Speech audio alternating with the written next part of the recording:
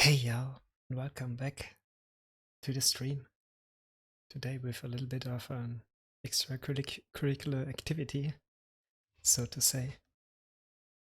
Normally I don't stream on the weekend, but yeah, I made an exception for Baldur's Gate 3. It is not a regular stream today, I guess. You could not call it that way. We will be doing a little bit of a story recap of the first two games, and then dive right into the character creation, in which I spent, I guess, around about 4 to 5 hours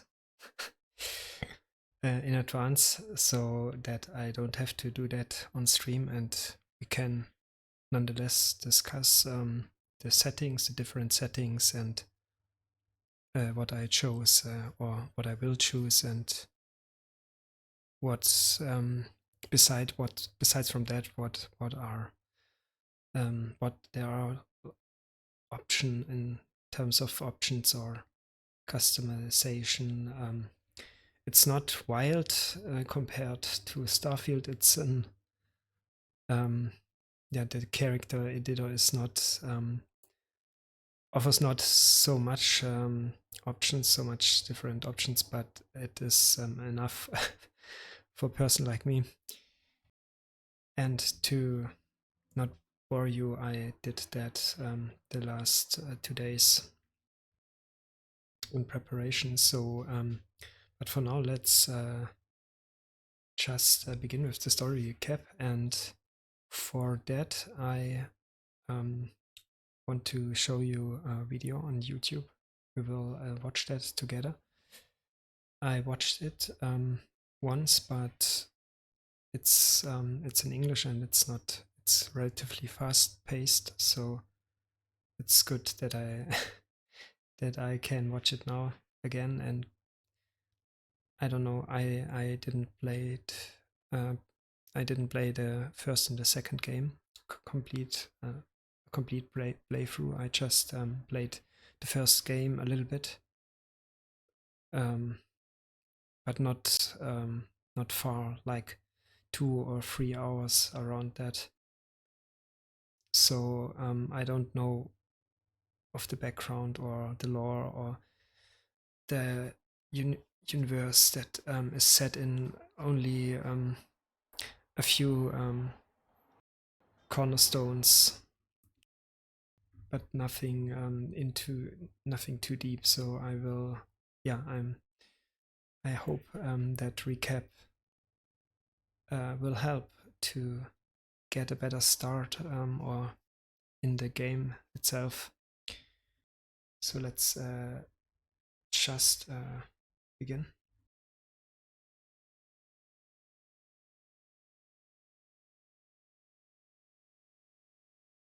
Oh, and if you don't want to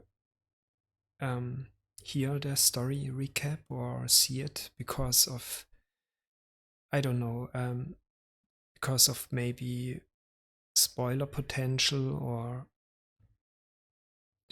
you want to play the first two games yourself, then yeah, please consider this. I will start the recap now, and when it's ended, I can say it again in the stream or write something in the chat so that we can continue with the character creation. But for now, lean back, grab a coffee or something other to drink, and enjoy.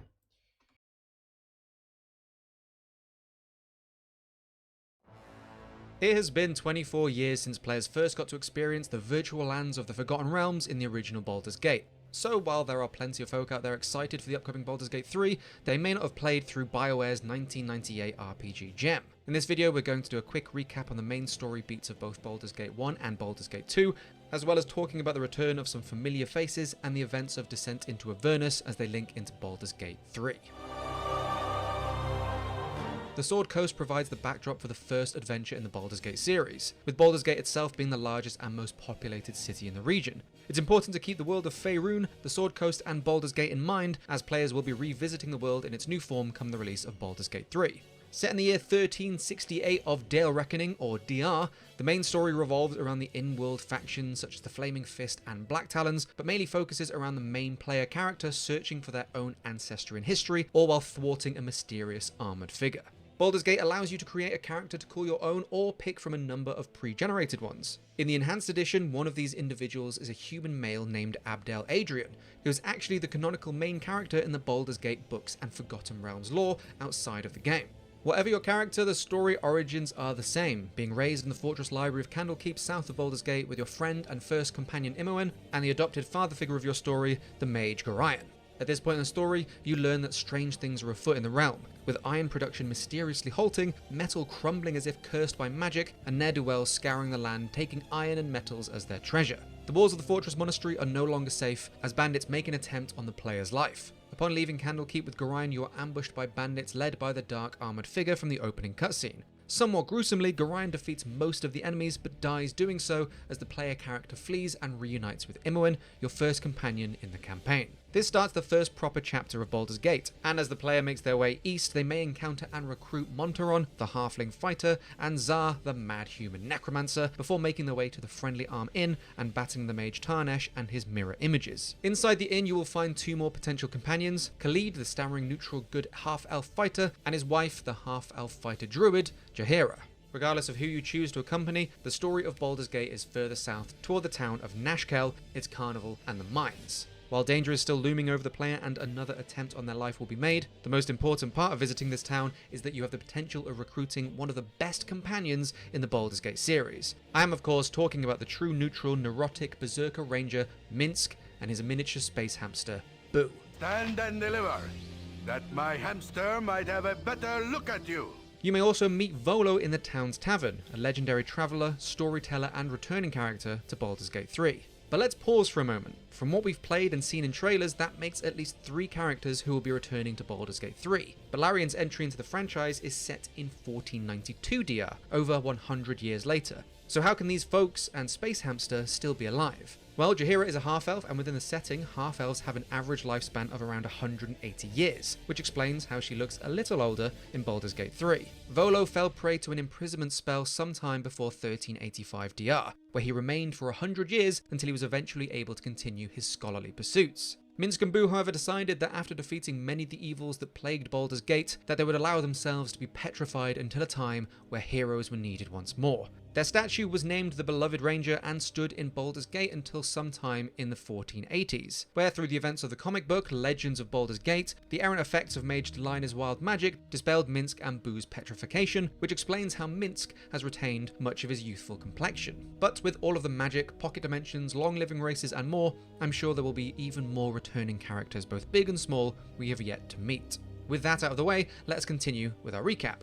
It is the kobold-filled mines that will be the next waypoint through the player's story, the chapter culminating in a battle against Mulahay, an evil cleric summoning hordes of kobolds and skeletons. Defeating him and taking his holy seal will lead you to Beregost, where you volunteer to take care of a local bandit problem, culminating in a fight with bandits Raymon, Venkt, Hacked, and Brittic as you loot their letters and continue to Chapter 4. Push through Cloakwood, flood a mine, defeat the mage Davion, and finally you are able to head to the city that shares its name with its RPG epic, Baldur's Gate. Upon first arriving, you will meet Scar, second in command of the Flaming Fist, the mercenary company tasked with keeping peace and upholding law to the northern half of the Sword Coast. I serve the Flaming Fist! While here, you may also recruit the bard Eldoth Kron and his partner, the thief Sky Silvershield, the daughter of one of the Dukes of Baldur's Gate. In Baldur's Gate, you will meet Duke Eltan, one of the 4 Dukes of the city and leader of the Flaming Fist. It is he who will task you with investigating the Iron Throne, a shady merchant organization that is also known for assassinations and having contracts with enemy states. You discover that this organization's leaders are in fact back in Candlekeep, the previous library fortress that you once called home. Agreeing to head there and pursue your leads will have Duke Eltan teleport you back to Candlekeep and begin Chapter 6. As you gain access back to the keep and explore your once familiar surroundings, it appears that things are not quite what they once were. explorations find a previously unread letter for the player character written by your guardian Gorion, although finding this will also lead to the player's arrest, them being found guilty regardless of charisma checks and evidence, forcing you to be teleported into the lower catacombs that are teeming with the doppelgangers that now control the keep. All of this has been orchestrated by Saravok, the armoured figure that killed Gorion in the prologue and is now inhabiting Candlekeep with the rulers of the Iron Throne disguised as Korovas. I also can't believe that I didn't realise until now that Korovas is just Saravok backwards. I'm not sure how I missed that when I originally played the game, but anyway. Under Candlekeep, you'll also seemingly be reunited with Gorion, but it is in fact doppelgangers taking his form. Through the twisted forms of old friends as well as enemy basilisks, eventually the player character is able to escape from Candlekeep and return to Baldur's Gate in Chapter 7. However, Baldur's Gate is now in the grip of the new head of the Flaming Fist, the corrupt Angelo Dosan working for Saravok. Facing arrests and hostilities, the player is framed for crimes against Baldur's Gate, and you must find the evidence needed to clear your name and return the city to peace, either avoiding the Flaming Fist or killing them. Throughout your investigation, you find that the situation has been orchestrated by that same armoured figure, Saravok. It is through your searches that you find out that Saravok is in fact your half-brother with machinations of godhood. Both he and the player character are Baal spawn, mortal children that are born from the Lord of Murder, Baal. To prolong his life, Baal would have his children sacrificed by priests in a bloody ritual in an effort to circumvent the prophecy of his death. This ritual, however, was thwarted by Gorion and a group of Harpers, an organisation dedicated to maintaining the balance between good and evil. While Gorion took the player character in and raised them, Saravok was left to wander the streets alone until he was taken in by the Iron Throne leader. His plan was to use the Iron Throne and the Sword Coast bandits to drive Baldur's Gate and arm to war, thus starting murder and bloodshed on a massive scale and using that power to ascend to his own godhood and assume the new mantle of Lord of Murder. Upon confronting Saravok, you will be thrown into what is likely the hardest battle you've yet to face, but beating him will show him having the essence of Baal being snatched from him as it is pulled back to its domain. Thus ends the original story of Baldur's Gate, although the Siege of Dragonspear DLC that came with the enhanced edition of Baldur's Gate continues the story that ended in 1998. The expansion starts with you clearing out the remains of Saravok's followers, but the weeks that follow Saravok's demise, all of your followers apart from Imoen have left, and there are rumours that the player character did not defeat Saravok for the good of the land, but so they could take his place.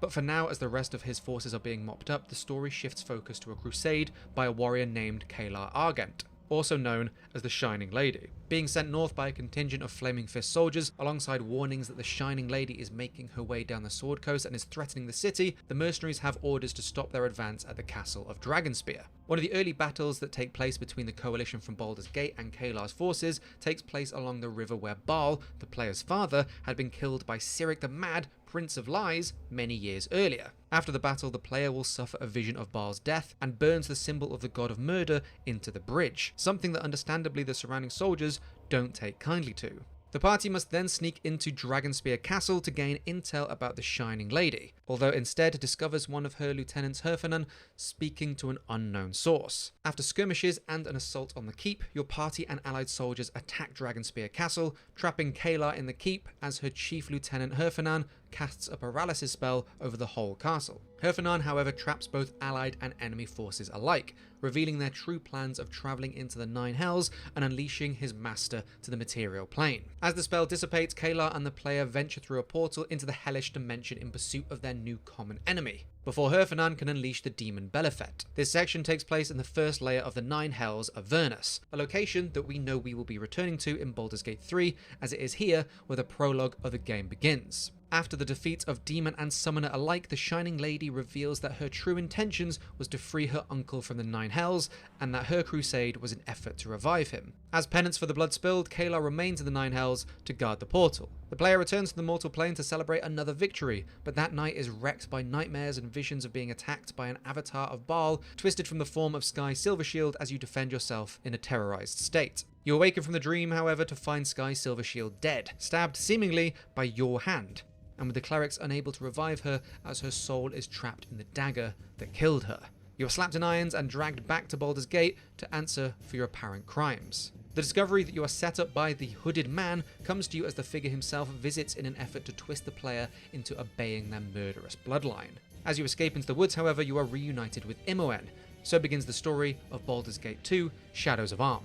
You awaken in the dungeon of the elven mage Irenicus, the main antagonist of Baldur's Gate 2, as he performs some less than savoury experiments on you. The being currently probing and prodding you with steel and magic was in fact the hooded man from Siege of Dragonspear, completing the link between the games. A side note is that in the original release of this game, Irenicus was of the human race, but was intended to be an elf, which was fixed in the enhanced edition of the game that was released years later. It is a familiar face that saves you from the bonds of captivity, as the first companion of the previous game becomes the first companion of this one. Imoen unlocks your cage and you move forward and rescue other familiar faces, unlocking Jaheira's cage and goading Minsk with the loss of his beloved Dinaher into using his berserker rage to burst his open. While making your way past genies, goblins and dryads, Jaheira will learn of the death of her husband, another previous potential companion, Khalid. Throughout your exploration, companion Imoen will start to utter some peculiar dialogue, hinting that things may not be as they seem. Upon leaving the catacombs, you come face to face with Irenicus, as he utterly tears his enemies apart with magic. Imoen casts magic missiles of her own, and for their use of unsanctioned magic in the city of Athkatla, both are apprehended by the Cowled Wizards. As you journey through the slums of Athkatla, you will meet Galen Bale, who will know how to rescue Imoen, but needs a whopping 20,000 gold pieces to share that information. Chapter 2 begins with Bale starting you on the quest to earn that impressive pile of gold. Chapter 2 also contains one of the most important decisions in Shadows of Arm. Once you have 15,000 gold from completing quests, raiding enemies, and selling items, you will be approached by a mysterious woman named Valen, urging you to meet her mistress Bodhi in the Graveyard District. You will also be offered a similar message by Galen, offering to reduce that 20k to 15 if you choose to meet him instead. These two paths lead you into a decision you must make at the culmination of Chapter 2. Side with Bodhi and the Vampire Coven or Galen's Guild of Shadow Thieves. Go to the graveyard and meet Bodhi and choose to side with the vampires and attack the Shadow Thieves, or give the money to Galen and take down the vampires instead. Each party will offer you help to rescue Imoen, and only through making this choice can you progress the main story. Attacking the Vampire Guild will lead you to the docks and graveyard districts, finding guild defectors and killing them for their involvement with the Vampire Guild. You'll learn of their contact in the Athkatla graveyard, which leads you to the vampire's lair. There you are faced with spiders, traps, golems, and more deadly encounters until you find the coffins of the sleeping vampires and drive stakes through the hearts of the hibernating beasts. However, killing the three vampires, Geller, Durst, and Lasalle, will summon Bodhi. She is an extremely difficult enemy, as only blunt weapons will work against her, but once you have wounded her sufficiently, she will flee. Quest complete, the Shadow Thieves will hold up to their end of the bargain and grant you passage to the island where Imoen and Irenicus are being held by the Cowled Wizards. If, however, you choose to side with the vampires, you will have to kill Galen Bale in his home and fight your way through the Shadow Thief training grounds until you encounter the Wizard Haz and take down Aran Linvale. Doing so will allow you to learn of Bodhi's relationship with Irenicus. The vampires then escort you to a ship that will take you to the island where the prison Spellhold is located. In Chapter 4, there will be some changes to the quests and events depending on your allegiance. If you side with the thieves, for example, the ship captain may betray you and summon vampires to attack your party. As you make your way through the island and to Spellhold, Irenicus will make himself known to you as one of the Cowled Wizards. And if Yoshimo is in your party, he will also reveal himself to be working with the evil Elven Mage. At the climax of Baldur's Gate, you learned that you were a child of Baal, the god of murder. But it turns out, like yourself, Imoen is one of Baal's children also, and Irenicus' goal is to drain that power from you through, of course, a magical ritual which you will enter into a dream. In this dream, you will face a demon who will permanently reduce one of your stats by 1, and who you can only defeat by finding Imoen in this realm between realms and facing Baal together. I have drained you of the very thing that made you special. It is the worst of curses. I should know. Through this, Irenicus has stolen your divine spirit and has ordered the vampire Bodhi to kill you. You're able to escape through the labyrinthine corridors of Spellhold and are faced with a choice as how you leave the island, either via portal or by ship. Regardless of your choice, you will end up in the Underdark. The Underdark is a network of many huge caverns under the world of Faerun and Baldur's Gate, and inhabited by some of the most dangerous entities in the realms. It's a space we've seen featured in Baldur's Gate 3, but here, as you escape the island of Spellhold, you will see the first glimpse of the bizarre landscape and creatures that call this place home. In order to gain access to the Drow city in the Underdark, you must complete a quest for Galanda Blackenrock. Defeating the beast Balor will net you the reward of transformation, with the Silver Dragon Adalon transforming your party into Drow to allow you entrance through their gates, and tasking you with finding her lost dragon eggs, stolen by Irenicus. Through the city, you'll be facing enemies and allies that you will again recognize if you've been keeping up to date with Baldur's Gate 3. Both Mind Flayers and Githyanki can be found through the darkest areas of the city. While Mind Flayers are not the main enemies in the game as they appear to be in Baldur's Gate 3, they are still an extremely dangerous, insidious, brain-infecting race. The The main goal here is to recover the aforementioned dragon eggs, and doing so will teleport you from the underdark city of Usnathar to the surface alongside Aladon, and right into the middle of your next large battle at the start of Chapter 6. So now, back in the real world, the next step is to try to recover your soul and Imoens from Bodhi and Irenicus. Surrounded by elves, you must prove your allegiance and disdain for the evil mage who you now hunt to Commander Elhan. Doing so will secure you passage back to the city of Athkatla, where your adventure started, and eventually to the graveyard where you may have first met the vampire Cabal, who you now pursue. Finally, defeating the vampire Bodhi and driving a wooden stake through her heart will allow Imoen to reclaim her soul, as you venture on towards the elven city of Soldanesalar. Once in the city, you will be advised to speak to the elven queen Elzame. You'll be presented with the talisman of Rilliphane, the elven god of protection and guardian of harmony, and be tasked with recovering powerful elven artifacts and symbols to allow you passage to the Tree of Life. Irenicus and his minions are found to be sapping the energy from the elven world tree with parasites. Killing these will summon Irenicus now that he has been cut off from the tree's energy. Upon delivering the final blow to the antagonist that has plagued you since you escaped his clutches back at the start of the game, his soul will be dragged down into the Nine Hells. However, you and your party die with him, and your souls will too be taken into the Abyss. It seems that your fate is not yet sealed within the Hells, as you are given the option to open the abyssal door back to the material realm by offering up 5 tears of Baal, earned by completing the challenges set in Hell. Your actions in these trials may change the alignment of your character, with them potentially falling to evil, and in the story of the game representing the player giving in to the dark influence of the Lord of Murder. You'll encounter the wraith form of the antagonist from Baldur's Gate 1, Saravok, representing wrath, as well as other demons of greed, selfishness, fear, and pride. Securing a tear from each demon grants you a boon depending on how you acquired it. For example, in the Trial of Pride, sparing the dragon will grant you 20% resistance to all elemental damage, but killing it will give your character a whopping 20,000 XP. Regardless of the choices you made, good or evil, the 5 tiers will lead you to the final battle against the damned Irenicus and his demons, the toughest encounter of the game, and a fight for your very soul. Delivering the final blow will see it return back to you as you continue to live as Baalspawn.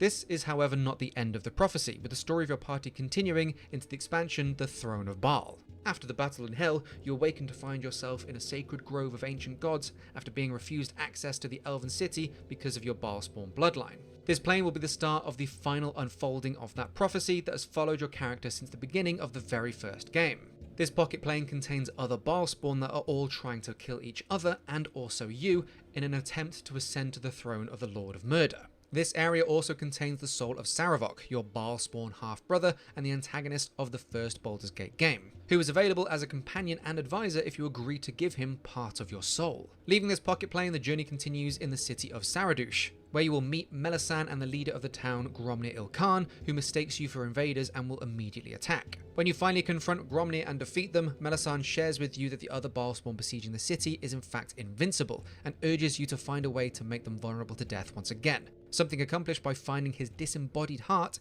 in the Marching Mountains. Continuing the path and defeating the 5 legendary Baalspawn will bring you back to the pocket plane where seemingly your task is complete, although the truth of the matter is that Melissan, who has been helping in the dismantling of the Baalspawn, is in fact Emilsan, mastermind of the 5 and a high priestess of Baal himself, who was tasked with resurrecting the god of murder. But she doesn't just betray you, she also betrays a deceased god as she desires to take the throne and ascend to godhood herself. This is the toughest fight of the saga so far, against a powerful mage and cleric who summons abyssal monsters to fight alongside her as she saps the energy needed for her evil godly ascent. During the final attacks, when you're about to finish your story and she is near death, the celestial solar beings appear and grant victory to you, the player character. Your final choice is to either release all of the taint of Baal that you have absorbed during your fights with their spawn and allow the solar to remove all essence of the god of murder from the world, or absorb what's left of it and become a god yourself.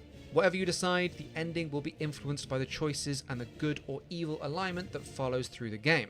And as the party makes their final comments on your actions, the final act of Baldur's Gate 2 comes to a close. But a lot can happen in 100 years, especially in the Forgotten Realms. Larian has said that Baldur's Gate 3 takes place immediately after the Dungeons & Dragons module Descent into Avernus, which acts somewhat as a prequel to Baldur's Gate 3. Skip this bit if you're currently playing through the campaign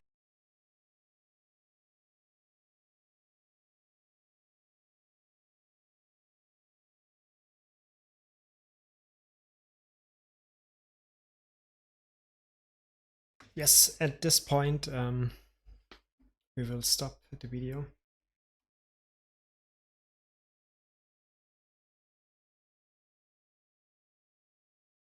Because, yeah, of course, I don't want to spoil myself.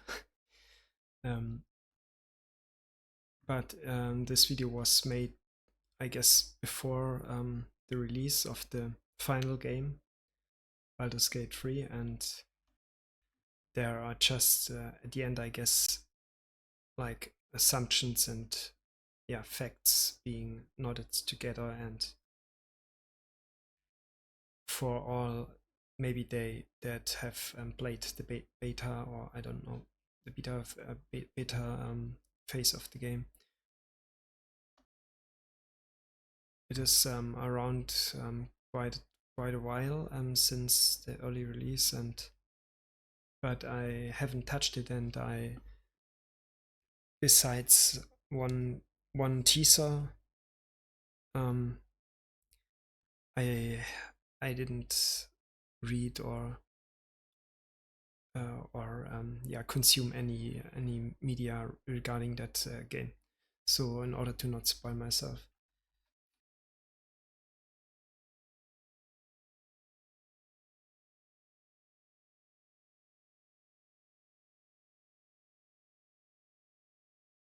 So now we can dive right into the character creation, or before we doing that, we are of course starting the game and talk a little bit about maybe the story recap, and it is much information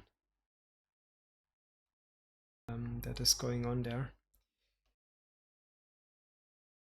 So let me first check real quick the settings.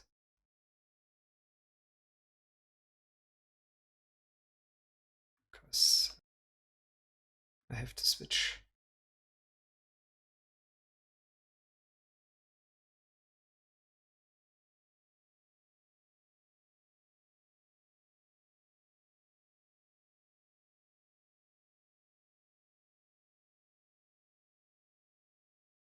Okay, this is okay, I guess.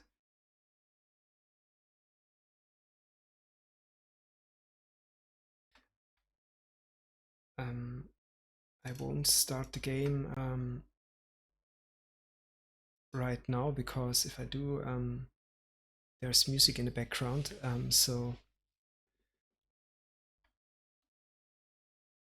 but just in a few moments.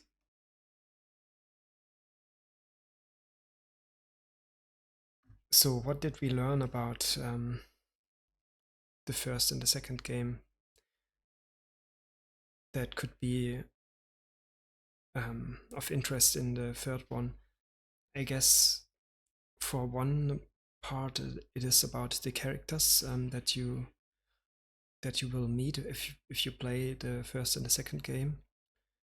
As we heard in the beginning of the video or the story recap, so a few of them, maybe not all, but some of them we will meet again in Baldur's Gate 3, and maybe they even play a role, a certain role for the story. And of course, I assume you don't need to know them, and maybe they just introduce themselves and yeah, tell a little bit of their own story recap or pun on things that happened in the first and second game. So I don't think it is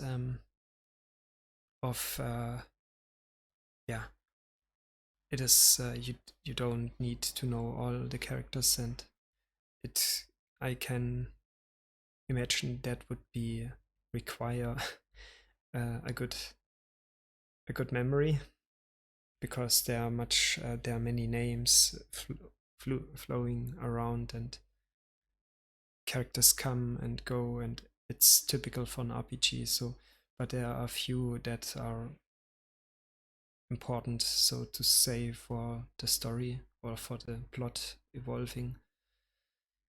And I guess, yeah, the developers, they didn't expect you to play the first and the second game. I guess it is maybe nice to if you did, but it is not an actual requirement. But nonetheless, I'm happy that I watched the recap again, because half of it I already had forgotten. Yeah, and for the story, who knows? Depends maybe on the ending of the second game, because of the choice that you could or that you can make at the end of the game.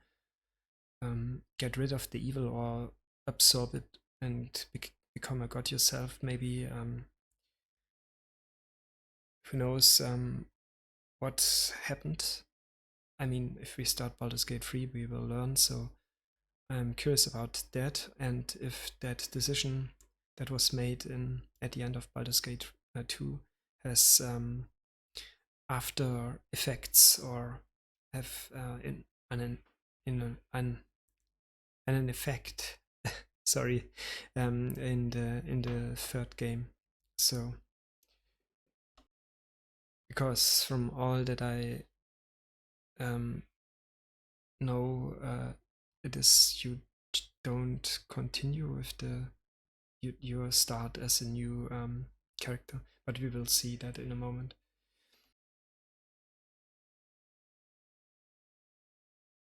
Yeah, and then there is, I guess, the after all the universe, Faerun, the world in which this is all placed. And it's a D&D world, and there are books about that, and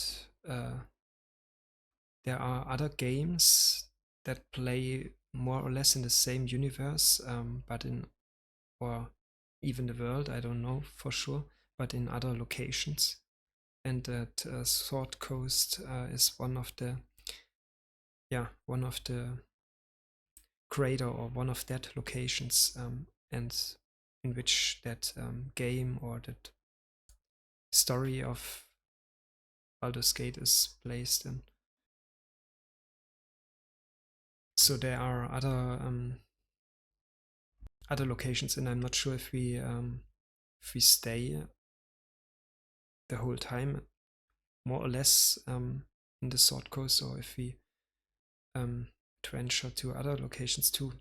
And by that I don't mean the realm of the 9 hells or that Underdark tunnel system underground, but I mean really, for example, other continents. Yeah, I guess let's just check that out and continue with the game, creating a character and exploring a little bit what how the game is set up, how it starts.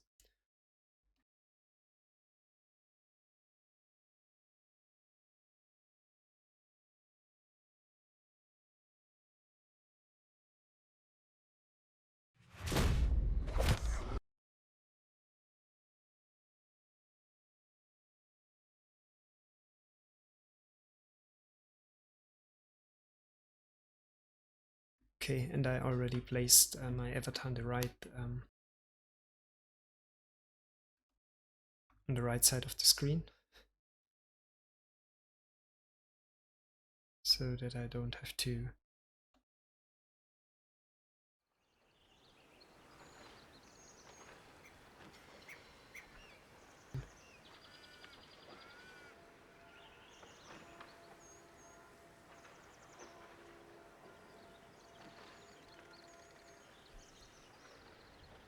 in the city, but I don't know.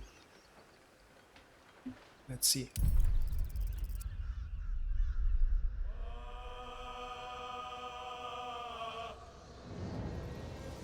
Okay, so of course we are playing on PC, and as always I want to go through the options really quick for those of you who are interested in it. I changed the system of measurement from metric to imperial because I think it's the in-game measurement unit. I hope so. And yeah, but I don't think that makes metric is too. I want it more fantasy-like, and I hope that's the in-game measurement unit.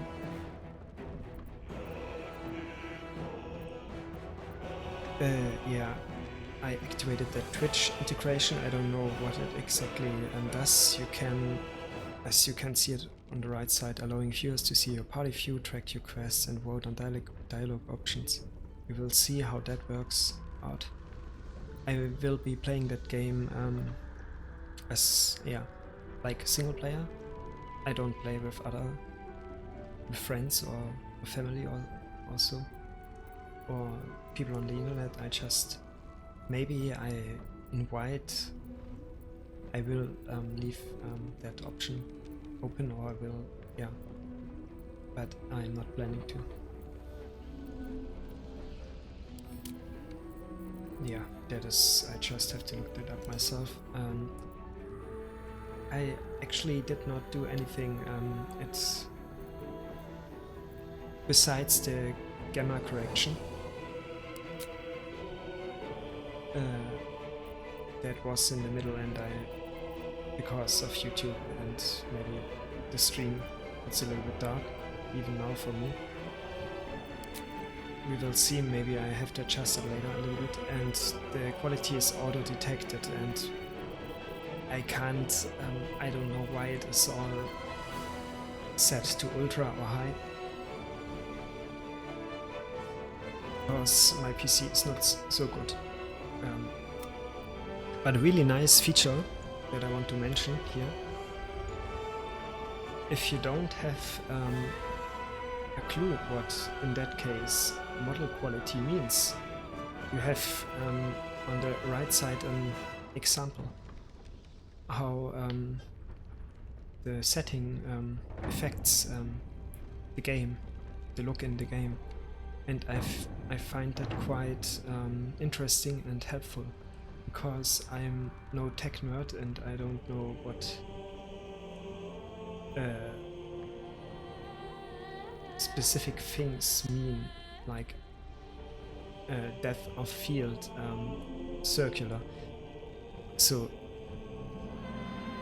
can see what it actually does to the game if activated or set to that. And I find that really interesting and cool, because I don't know of another game that does that. What I don't like is the fact that you can't, I think it was, that you can't switch the language of the subtitles. You just can activate or deactivate them, and yeah, not just, of course you can adjust the text, the font or the size of the text, and make a background or without a background. Would be cool if they supported other languages for the subtitles. Example on YouTube. But who knows, maybe that is something that will that is integrated later in the game. So I didn't do anything here besides activating the north-facing minimap.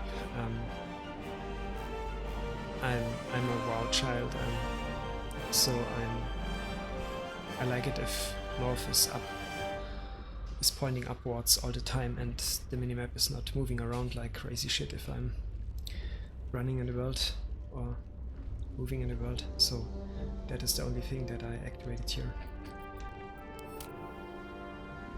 Yeah. And I guess that's it. So let's just hop into the game. I don't know what will come if I click that. I mean, I skipped all of that, and created a character, so I will see that for the first time now.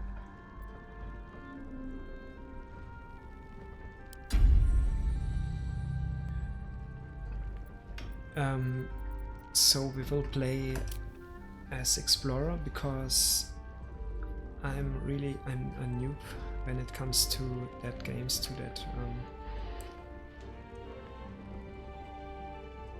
combat, that turning. You have time to plan your actions, and I don't play games like that usually. So, and I don't want to be stopped or by the combat system or by the difficulty. I just want to enjoy the story that is told. So I do not want to challenge myself with the combat system too much.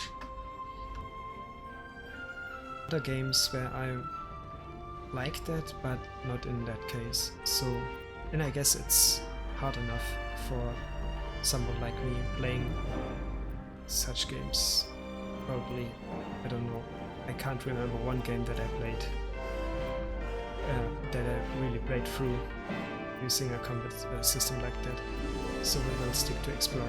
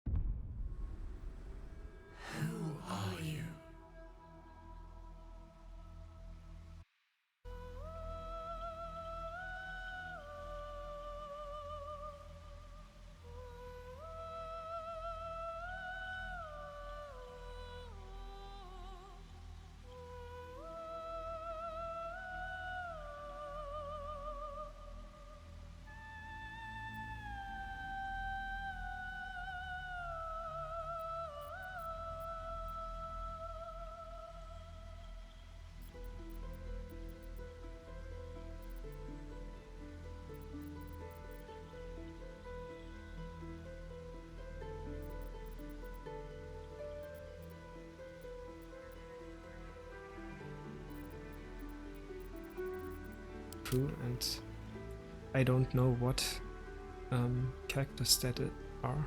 I have no knowledge about that. So maybe if you read the books or played the first two games, you will know, but I don't know. So apparently, yeah, we have here a vampire After 200 years serving a crew master, the vampire spawn Asterion is finally free to walk in the sun, free to chase power, free to take revenge.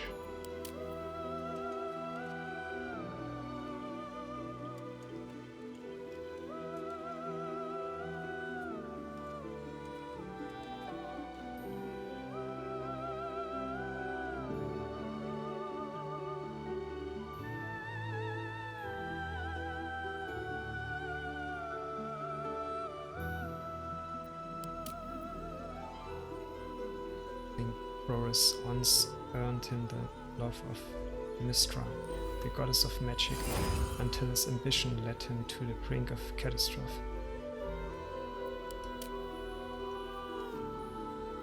Willingly undertook a ritual to remove her memories in order to protect the secrets of her fellow Shah worshippers. Loss and pain are sacred to her, but their faith is now being tested like never before.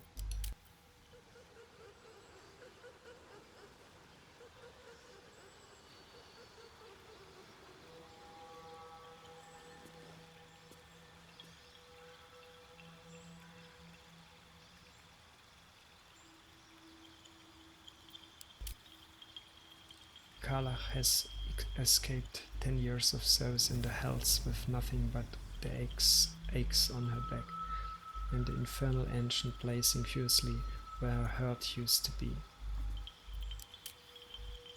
You remember nothing but a path paved with blood. Unimaginable cruelty whispers to you from within. Can you escape it? Would you even want to? Okay. We will make our own character.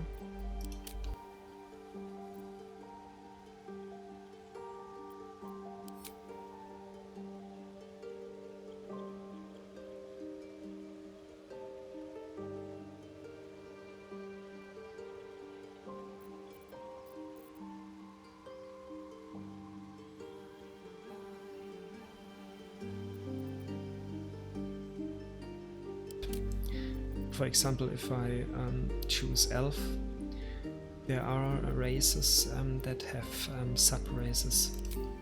So I can choose as high elf or as elf if I want to be a high elf or a wood elf, and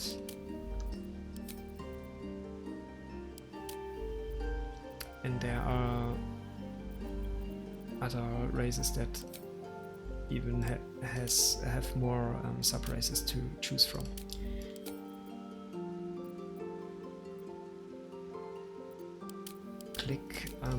I can click that through and read, so that we can together get to know that races a little bit better before we start our adventure, because I don't know shit about the races. So in that, at least in that universe. So let's just click them through and learn a little bit. With ethereal countenances and long lifespans, elves are at home with nature's power flourishing on light and dark alike. So, and elves can be high elves or wood elves. For the high elves, heirs of the mystical Feywild, high elves value magic in all its forms, and even those who do not study spellcraft can manipulate the weave. These elves spend their reclusion lives in Faerun's forests. Decades of training in archery and camouflage are enhanced by an otherworldly swiftness. So, as you already noticed, if you are choosing one of that sub-races, you have special traits that no other race has in the beginning. Here it is movement speed, increased movement speed, and for the high elf it's a spell, damage spell, firebolt.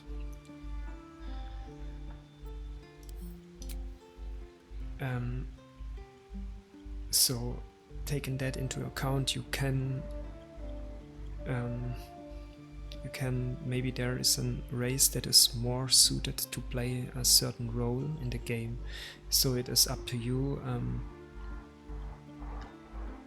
And for me, and we will come to that later, I'm more about the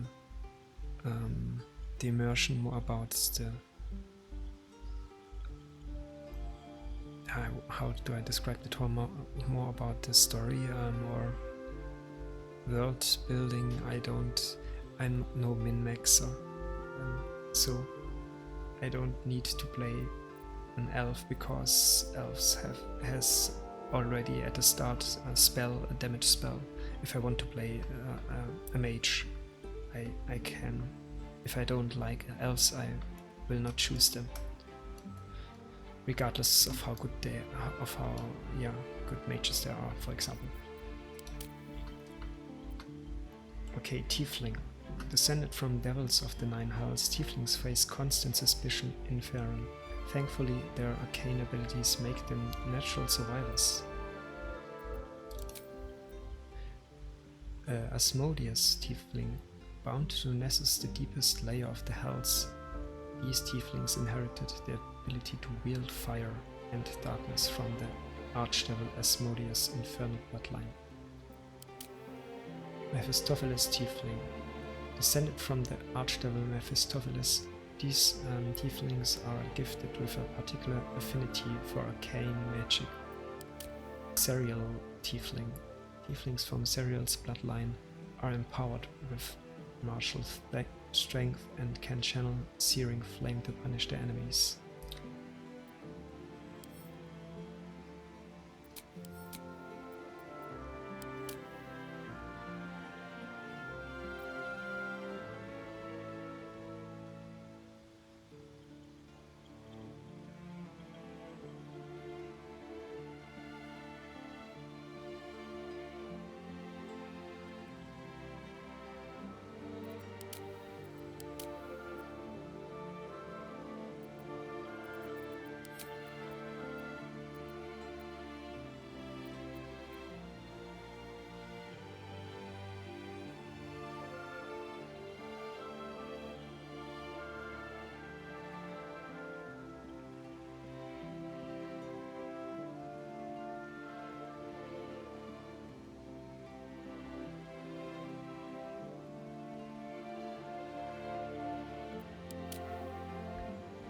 Seldarine Drow can be found seeking allies from all over Faerun, aiming to settle their conflict with Lolth and each other by any means necessary.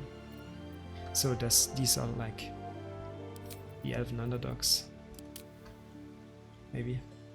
And then of course humans, the most common face in Faerun. Humans are known for their tenacity, creativity and endless capacity of growth. And there are no sub-races.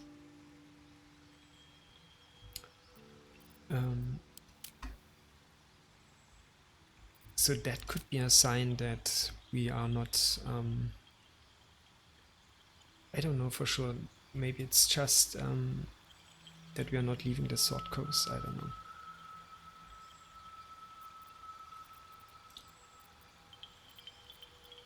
Because either, like for the elves, it depends on where you are living, or maybe, or like in terms for the tieflings, it depends from what bloodline you are descended. So maybe that's a sign that we are not leaving the continent or that Sword Coast, so to speak, I don't know. So let's continue with Githyanki. With a ruthlessness born from mind flayer enslavement, Githyanki ride the astral sea atop red dragons, bringing their silver swords and psionic might to bear against any trace of the illithid menace. Dwarves. As durable and unyielding as their homes of stone, dwarves are some of the finest warriors, miners and smiths of Faerun. So, Gold Dwarf. These dwarves are known for their confidence and keen intuition. The culture of the Deep Kingdom values family ritual and fine craftsmanship.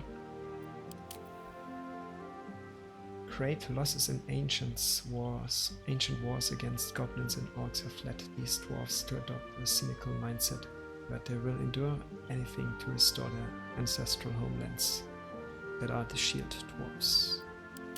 And the Duergar, once enslaved by the eldritch mind flayers, Duergar adapt to freedom and harsh practicality. Their cold demeanors and gift of stealth are well known through the Underdark. So basically they are living like the drows, most likely under the earth. I mean, maybe even much deeper like the other dwarves, I don't know. Half-elf. Curious, ambitious and versatile, half-elves are welcome everywhere but struggle without a community to call their own. A touch of the Feywild remains in half-elves with this bloodline, and even those untrained in magic possess a hint of wild power. That are the high half-elves. Then we have the wood half-elf. Like their wood elf parent, these half-elves are quickened stride and an eye for stealth. Yet many break away from isolation in Faerun's forests to explore the rest of the realms. And of course the drow half-elf. Most half-drows result from liaisons between Seldarin drow and surfaces. While half-drow inherited a few magical gifts, they aren't usually raised in the Underdark.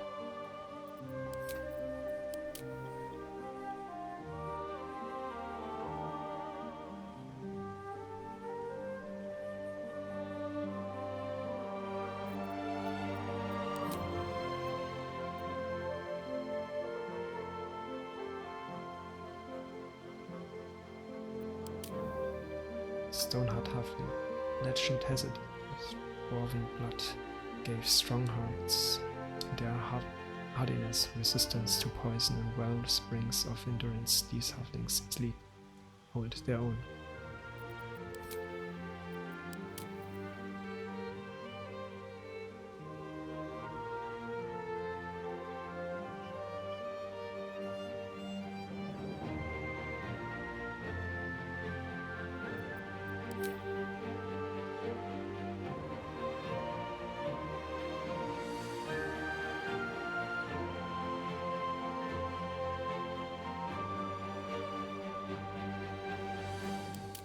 Forest gnomes, even smaller than their cousins, twice as reclusive.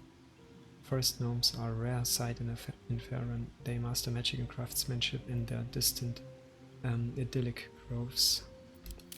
And deep gnomes, more guarded than their surface cousins, deep gnomes survive in the Underdark with dark vision and skillful stealth. Then the Dragonborns. One moment, please.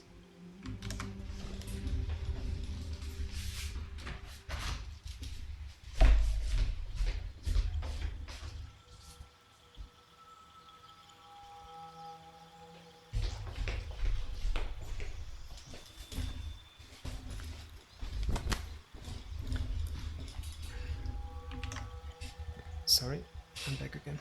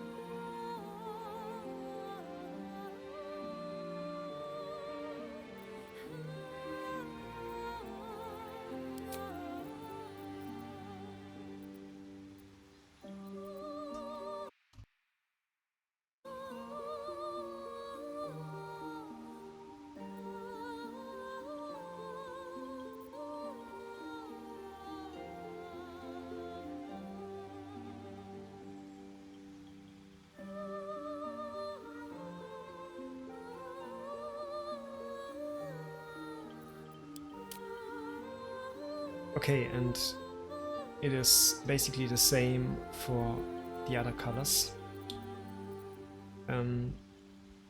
Here it says a crackling breath of blue dragons, of brass dragons, and so on. Yeah. So basically it's in the game it's more like a cosmetic feature, and of course slightly other spells depending. I mean, actions and sub-race features are the same, but differ in accordance to the color, and for green means in that case not life, but I don't know, poison, and like black is maybe acid, or I don't know, blue could be, yeah, it's lightning in that case, and so on. So but basically they differ not that much. That is what I wanted to say. And then we have half orcs. We have no orcs. I don't know why. We have only half orcs because, you know, we have elves and there are half elves. So where are the orcs? Maybe we'll learn that. Creatures of intense emotion, half-orcs are more inclined to act than contemplate, whether the rage burning their bodies compels them to fight, or the love filling their hearts inspires acts of incredible kindness. And and half-orcs there are no sub-races. It's quite interesting.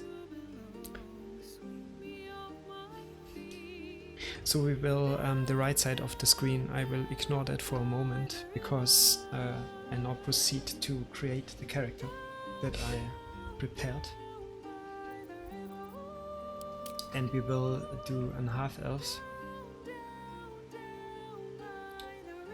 And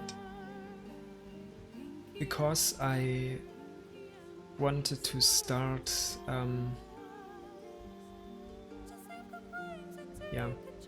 as a race, or as someone who has to find who has to find a way in that world. I don't know. Just we are coming from nowhere, so you will see in a minute what I mean. So basically, half-elf, it's suitable for that because they are without a community to call their own. So basically they are, like,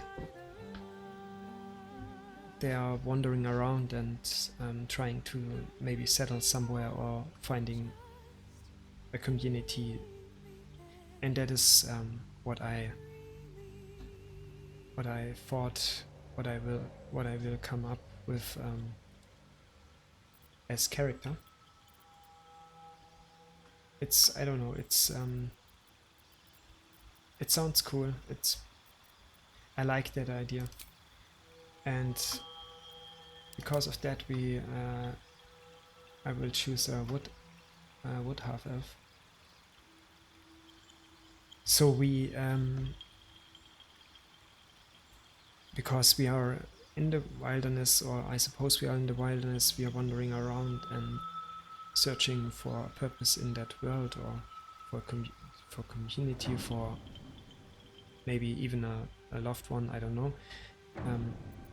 And I think wood elf is suited for that the best. I wanted a little bit a mixture of, you could say, the Strider in Lord of the Rings, and and that elves that are in that world. So we are out there searching for anything, for whatever. So for our people, for our loved ones, for finding connection to a community, or for just exploring the world. and so it is more easier than, for example, choosing a halfling, because they are more, if you use, they are more like, what did it say? They are comforts of home and turf. So by choosing that race and sub-race, we are practically born to travel around and exploring and going on adventures, and that is what I wanted to do. And for the class I will choose the sorcerer, but let's go through all classes real quick. We have the warrior, an archetype of in the RPG genre, basically the fighter in the group in close combat. The strong embrace the wild that hides inside keen instincts, primal physicality, and most of all an unbridled, unquenchable rage.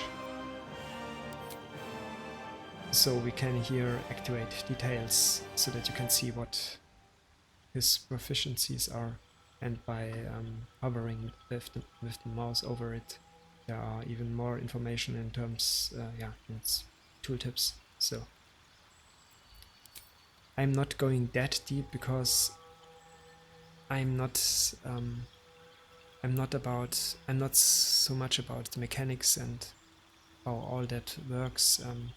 I just want to enjoy a good story, a good adventure. Of course, the rules are important, but I'm not nitpicking around and trying to min-max everything.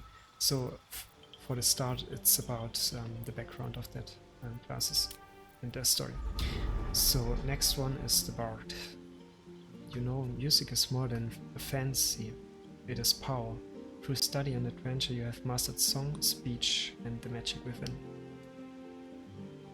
So we have cantrips. I can't translate it in my language. I don't know if there is something, I mean I can translate it, but basically it has the same meaning as spell in my language, so it's something that you can cast. And cantrips differ from spells in terms that you can use them, I guess, without 1 turn, 2 turn. They are in a separate category, so you can use them, and you can still use spells. You don't have to wait another round or something like that. We will find it out. Cleric. Clerics are representatives of the gods they worship, wielding potent divine magic for good or ill.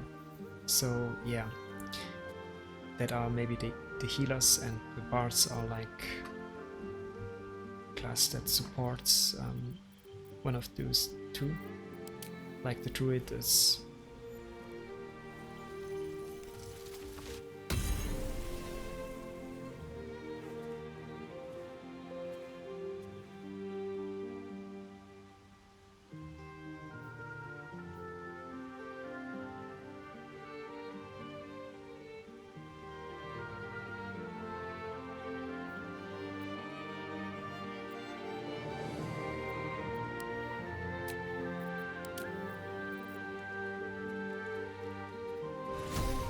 the art of combat, wielding weapons with unmatched skill and wearing armor like a second skin. So there are differences.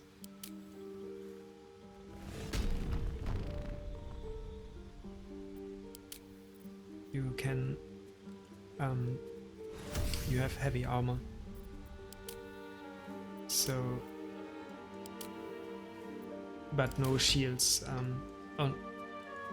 Oh no, sorry, you have shields.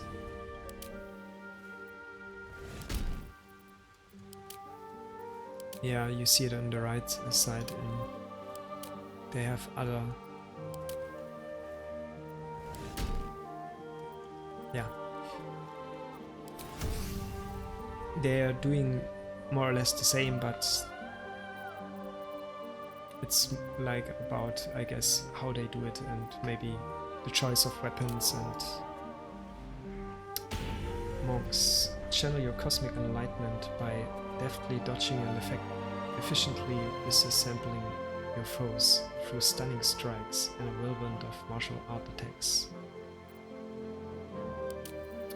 Paladin. Fueled by the oath you soar to uphold justice and righteousness, you are a beacon of hope in the dark times.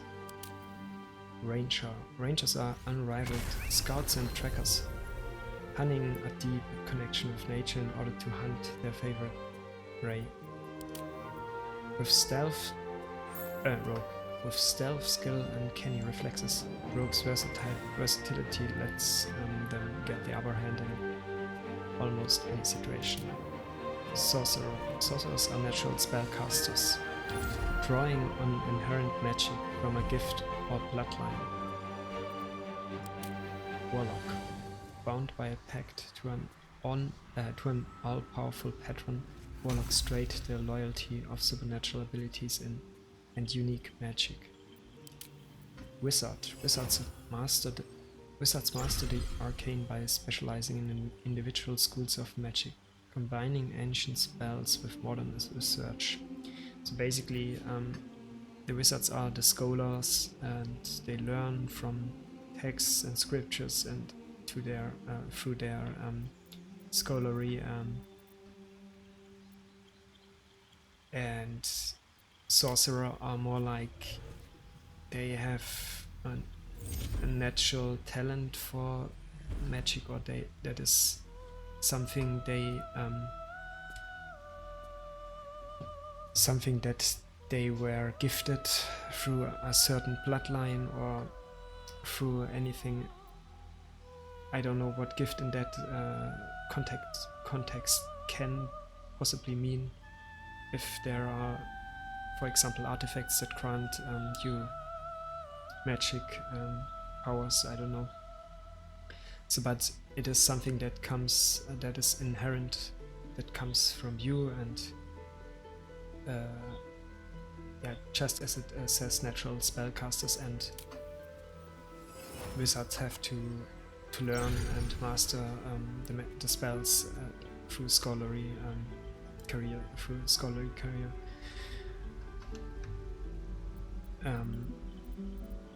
Yeah, so I will choose sorcerer because that connection, they have a connection to nature somehow, or it's not something that they learn through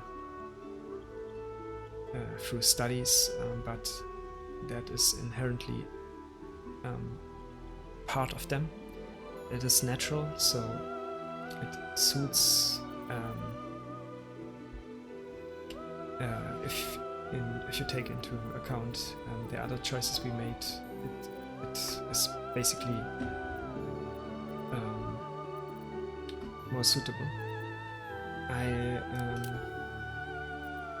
I was not sure if I wanted to play ranger or sorcerer, but I'm more a guy using magic. I'm more a fan of that. Druid would also be a close one, a consideration that I thought of, but I played that class so often in other RPG games, so I guess I will try that out. And for the cantrips, we can choose them. We have a pool of cantrips that we can choose from.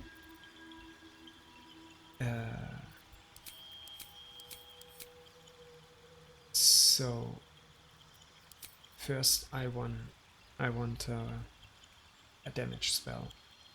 That is good, and Ray of Frost reduces the movement speed is also good in the beginning, and then Shocking Grasp. The target cannot use reactions. So what that means is, for example, if you are, I mean, we are a spellcaster, so we are range fighter. But if we are happen to, or if the enemy approaches us and confronts us directly with close combat, and we can't. We have to basically move away from that enemy in order to attack him or not being attacked, because as sorcerer you don't have much HP.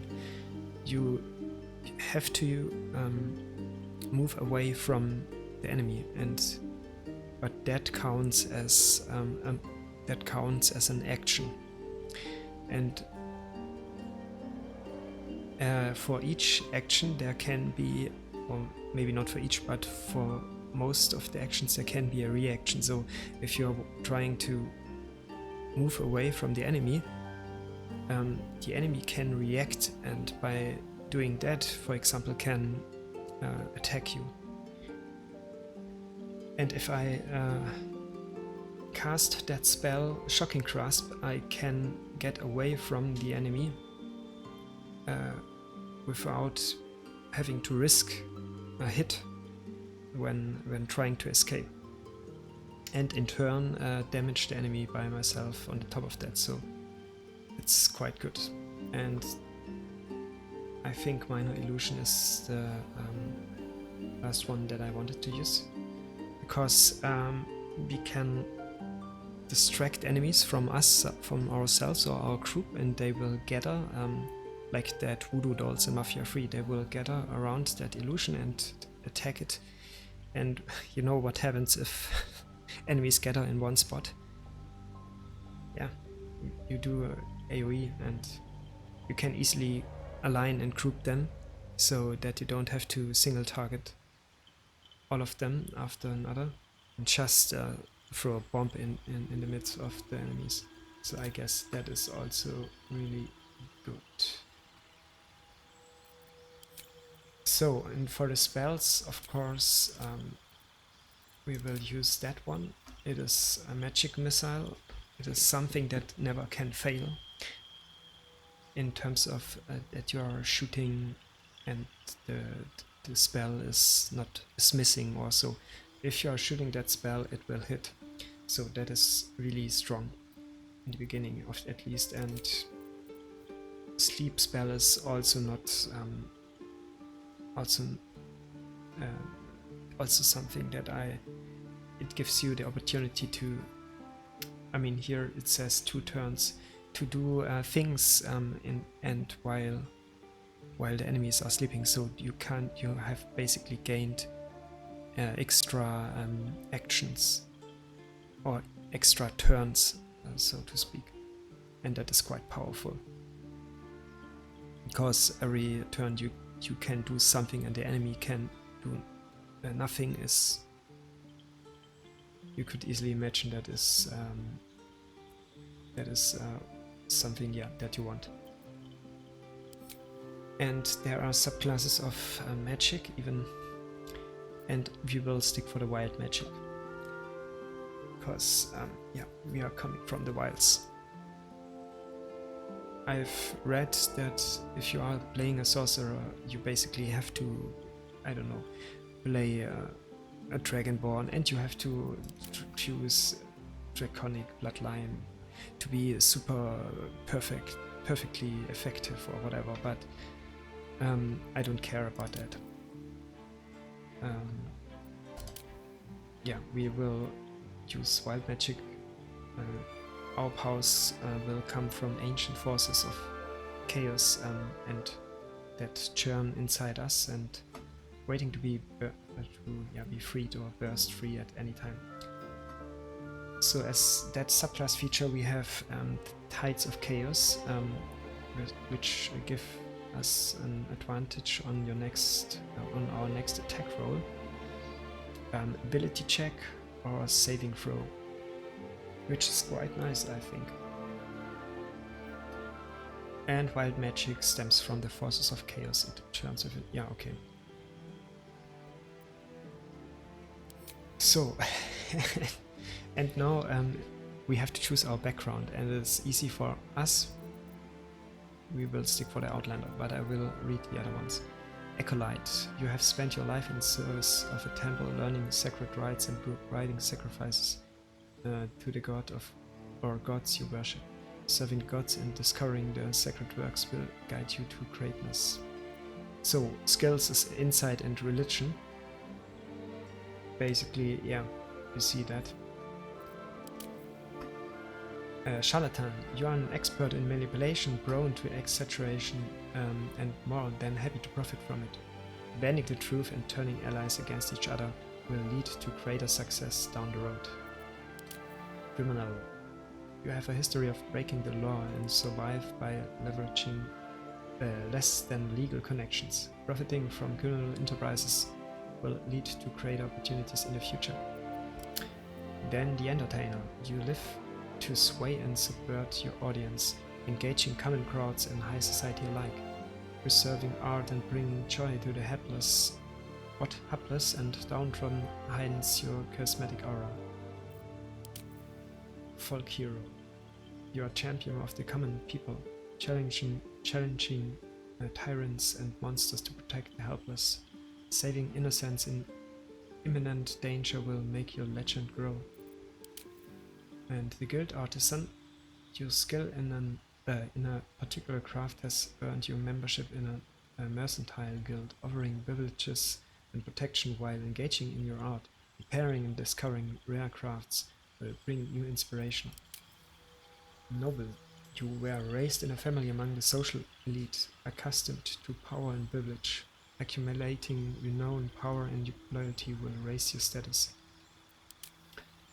And the Outlander, you grew up in the wilds, learning to survive far from the comforts of civilization. Surviving unusual hazards of the wild will enhance your prowess and understanding. Sage, you are curious and well-read, with an unending thirst for knowledge. Learning about rare lore of the world will inspire you to put this knowledge to greater purpose. Soldier, you are trained in a battlefield, tactics and combat, having served in a militia and mercenary company or officer corps. Show smart tactics and bravery on the battlefield to enhance your prowess. And I don't know how to pronounce that, urchin. After surviving a poor and bleak childhood, you know how to make the most out of very little. Using your street smarts bolsters your spirit of the journey ahead. So we will stick for Outlander. Because yeah, we are coming from the wilds, wandering around the world, and I think it's good.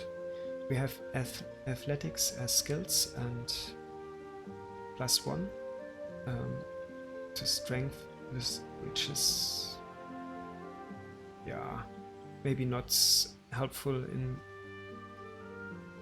terms of the class we are playing, but still stay alive in the wild, track prey. Wisdom is something, yeah, that is not too bad in that case. We will learn about that now. And basically I not know what I'm doing. I read a few guides and I trust the guides, because otherwise I would use the recommended. But in our case, which is being a sorcerer, you have to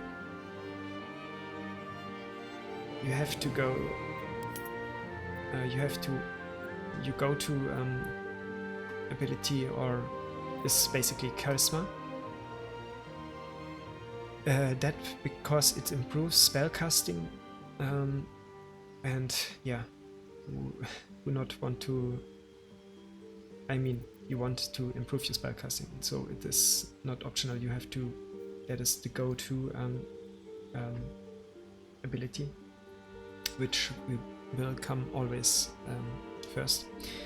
And second to that, as unusual as that sounds, is dexterity, because it allows us our reflexes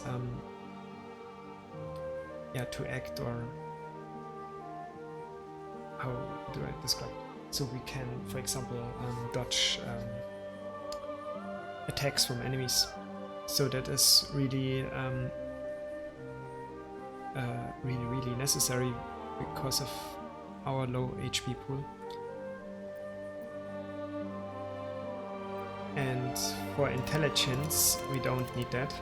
Only for intelligence checks, but 8 is enough. And I guess... Let's see if that is right. Constitution. Yeah, Constitution is our HP pool. Endurance, maximum of hit points that we can accumulate. And intelligence is not important because it is only for mental memory and mental power. And it is for wizards, as you can see, so it's a special ability that you have to focus when you're playing wizard, but otherwise it makes not much sense. I have to real quick. We have to ability points 1.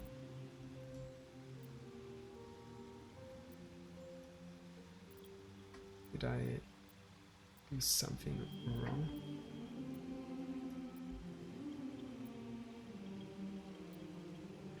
Wait a minute. I will look up.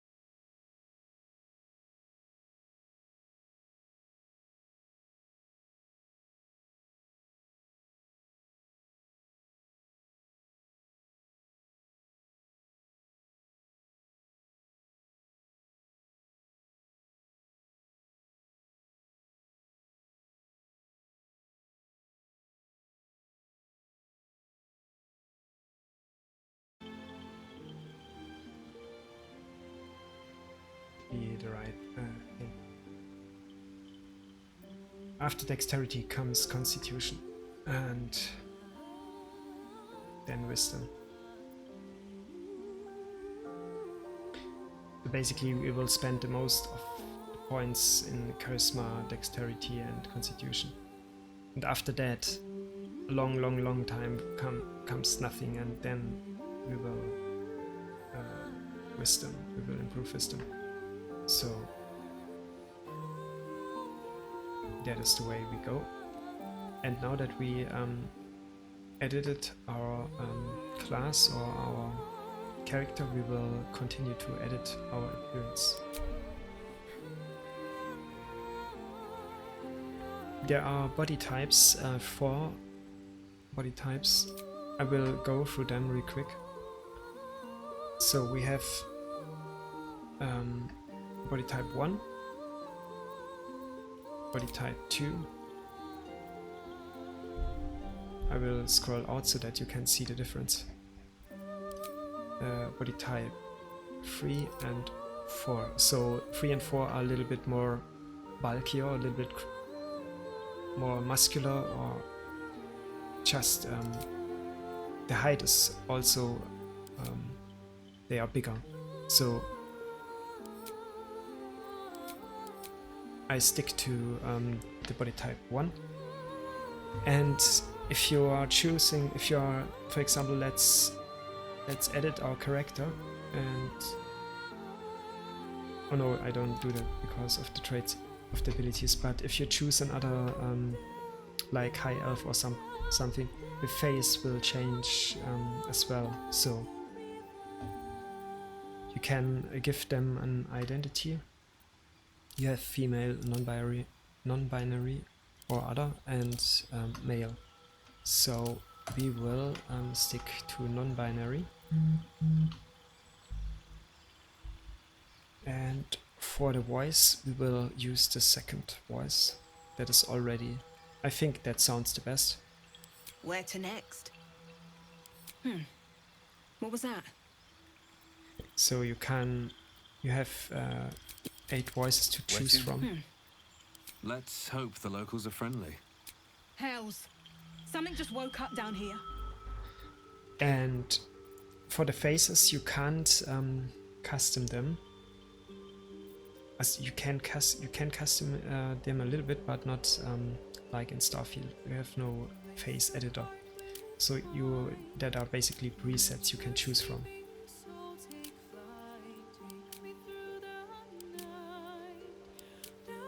And I will choose the standard head free that is already set as standard if you choose an half elf, wood elf. Our skin color, I will set that to blush tone 1. I guess it was blush tone 1, was it 1? No, sorry. It was neutral tone 2, so we don't need any scars. Freckles are also not wanted. I like freckles, but we have enough, I guess. Oh yeah, that is also a big one. I will show them. I mean, because why not? It's in the game. I don't have a problem with that. The stream is for adults, so you can hide the clothes and adjust that. I already did that, and we stick to that setting.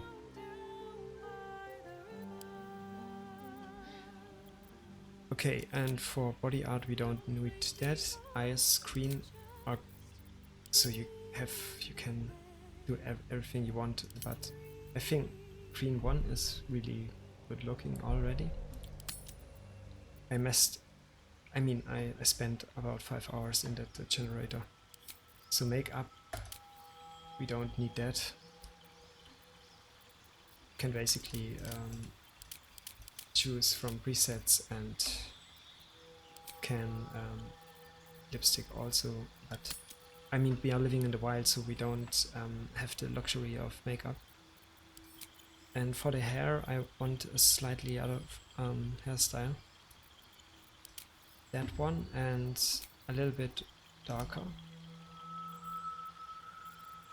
So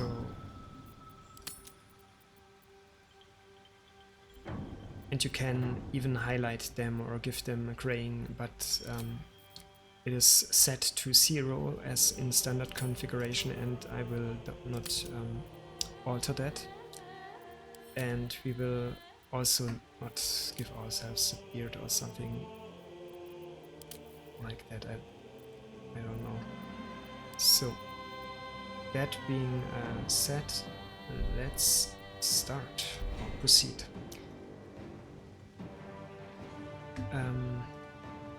Yeah, I want another name for that. I already come up with one.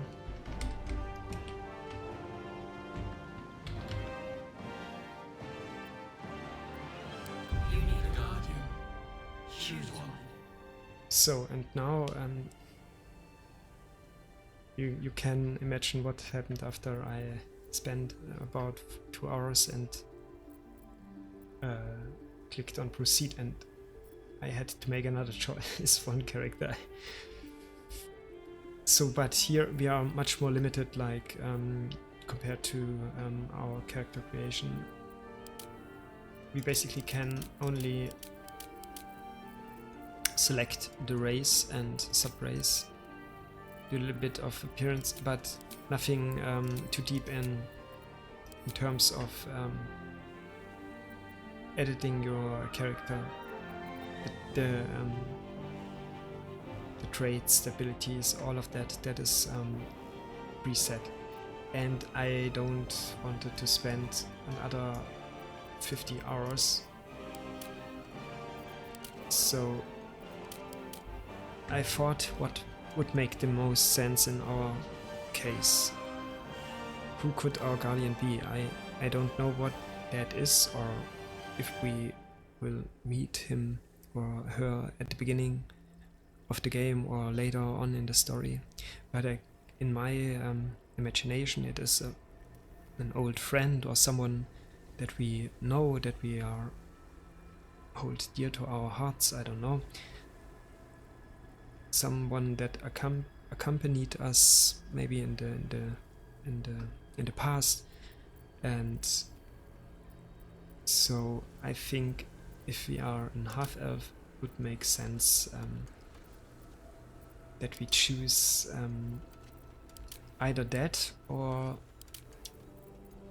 that we choose something that could, I mean, we are in a half elf, watch me, that means one half must be elf, the other maybe human, I don't know. So I think we are using an elf as a guardian, and either an high elf, which would not make so much sense because we are coming from the wilds, we are an outlander, we are living basically not in cities or villages or whatever people settlements, but in the nature, in the wilds. We are far from civilization in the most cases, so it would not make much sense that we know of an elf, of an high elf, because they are usually not in the woods. So as a sub-race, I use wood elf. And yeah, that's it basically. I don't want to make any other choices. I think that's okay. She looks good. I don't want to change anything about that. Maybe.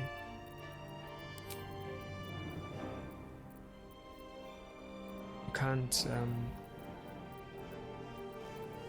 I mean, you can choose a random appearance, but I think it's okay. The standard is okay. Let's venture forth and let's start with the game, with the actual game. So I don't know what, maybe now comes some cinematic intro. I will just activate the avatar. Let's go.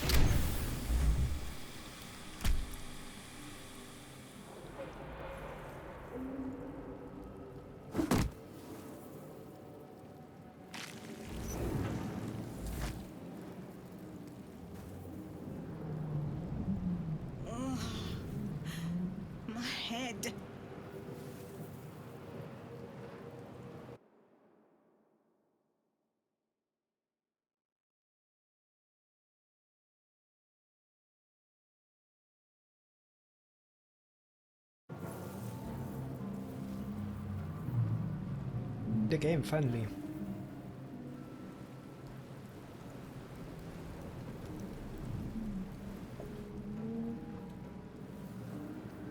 And yeah, before we start, I have to go to the toilet real quick, so stay tuned.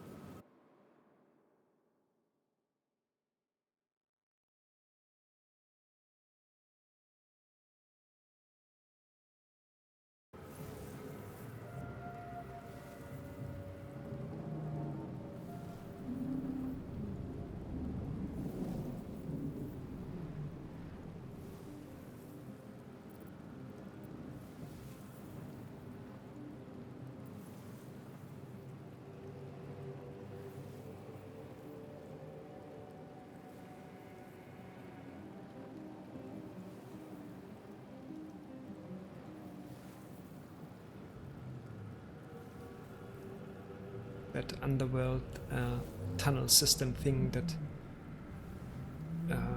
yeah, exists beneath Faerun and Baldur's Gate,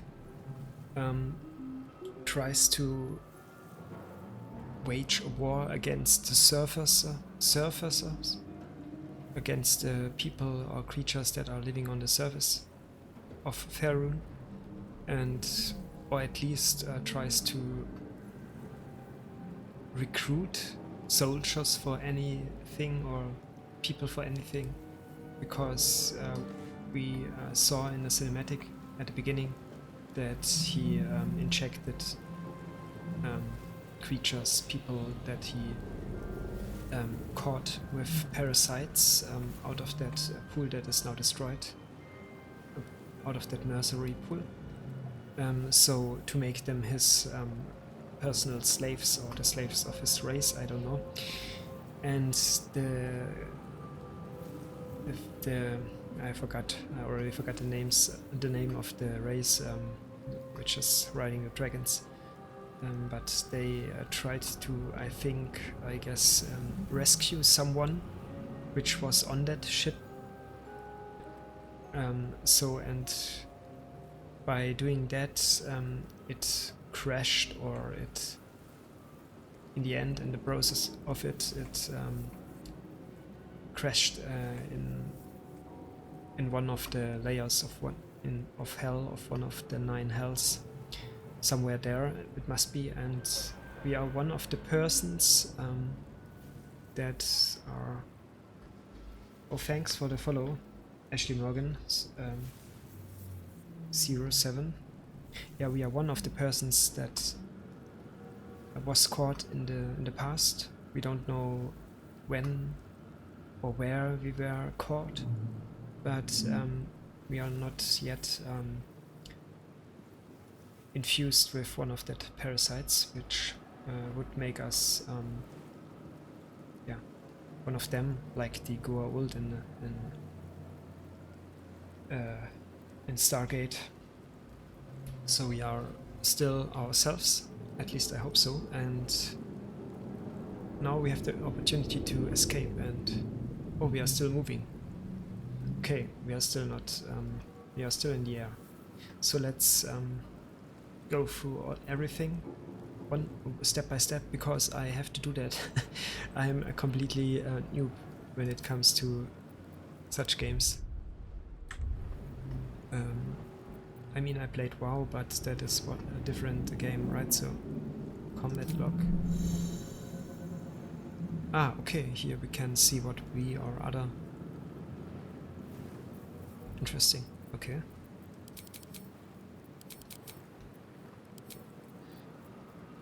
Inventory and equipment. Let's see what is there.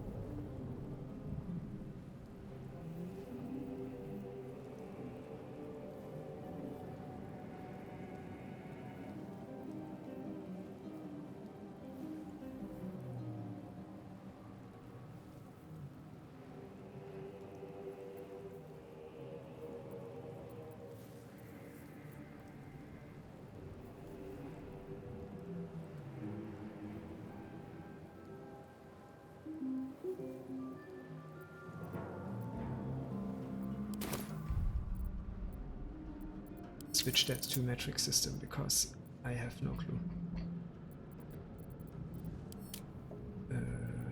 Gameplay. Back.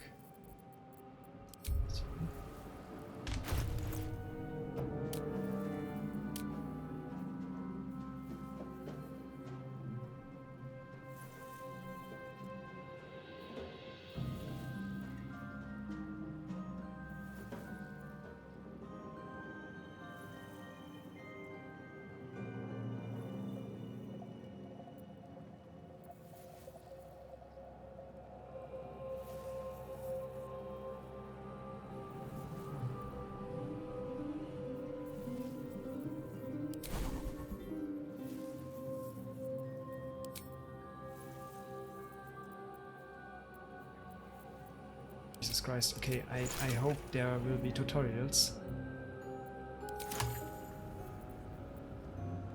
So for now, just let's get ourselves a little bit more acquainted with the movement settings and looking around, inspecting things. Might still be stuck inside if we hadn't been attacked. Not getting back in that thing. Oh shoot, I somehow switched the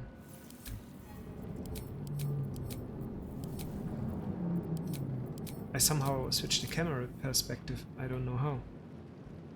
Now it's top down.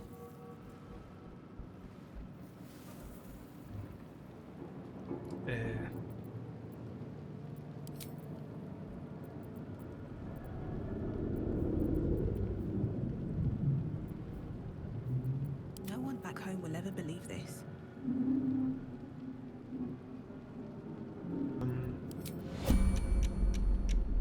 Turn-based mode. General tutorial. You've entered turn-based mode. The game has paused around you and the time is broken down into rounds that represents 6 seconds each. Turn-based mode can be used to avoid traps, perils, or being spotted. Ah, so basically, yeah, okay. You can see it here on that.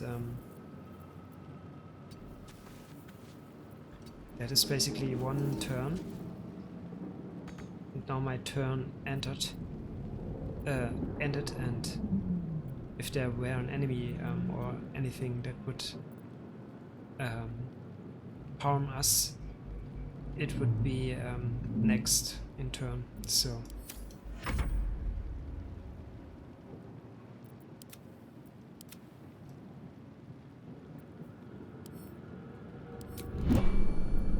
camp and resting menu. What is that? Short rest. Twice a day you can restore 50% of your hit points. Warlocks restore their spell slots. Okay. Toggle hotbar.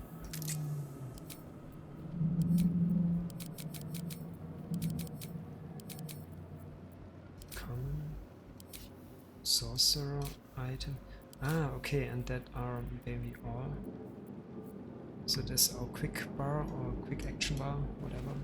So let's try again. How can I move that camera angle?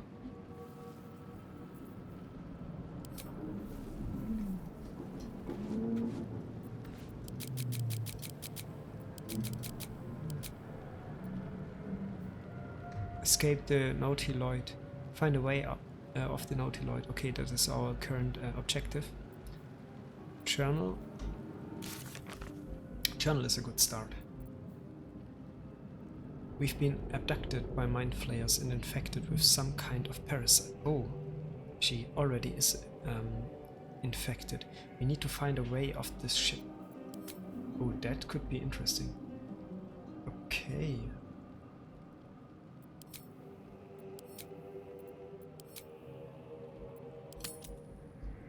You can fast travel right now. Waypoints, okay.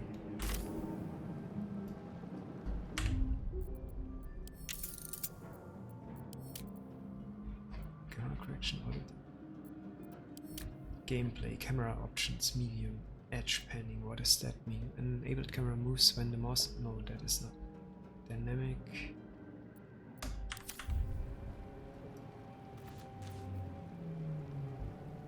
Attack enemy moving out of range, trigger automatically.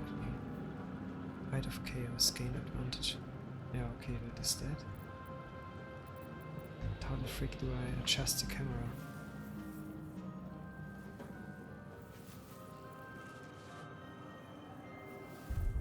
Okay, must be in the key binding settings, I guess. Camera backward, forward, left, right. Camera rotate left, rotate right. Camera zoom in, zoom out. Center. Home, what means home? Middle mouse, camera rotate. Oh, okay, what is that? Let's see.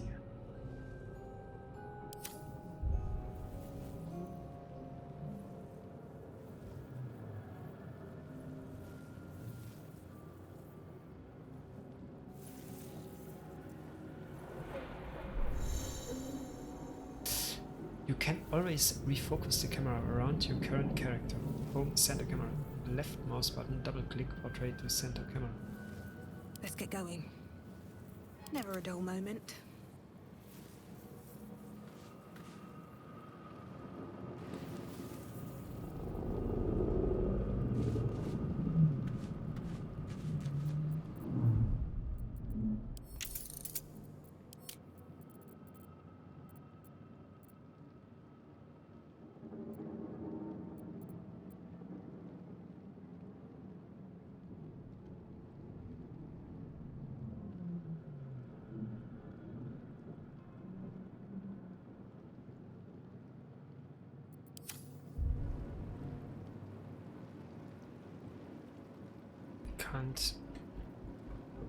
Why can't I just...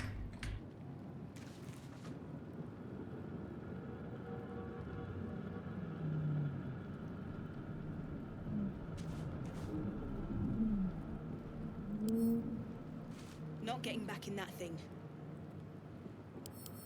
Not getting back in that thing. Not getting back in that thing.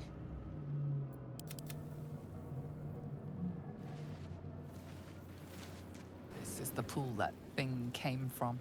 The parasite now writhing behind your eye.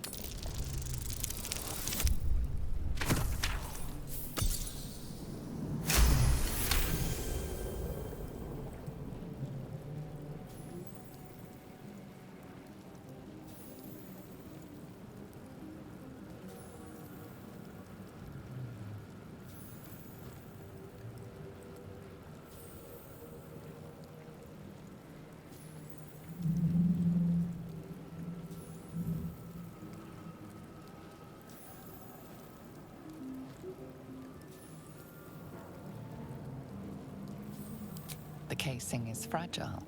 The slightest touch could cause it to crumble.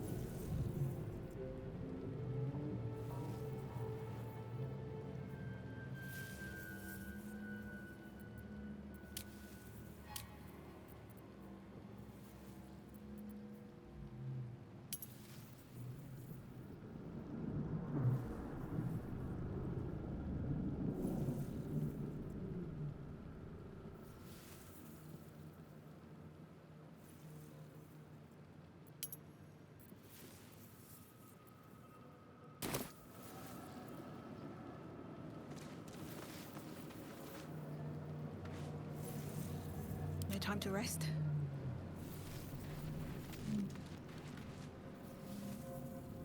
I will look that up real quick on the internet, because it bothers me that it is top-down vision. I don't like that.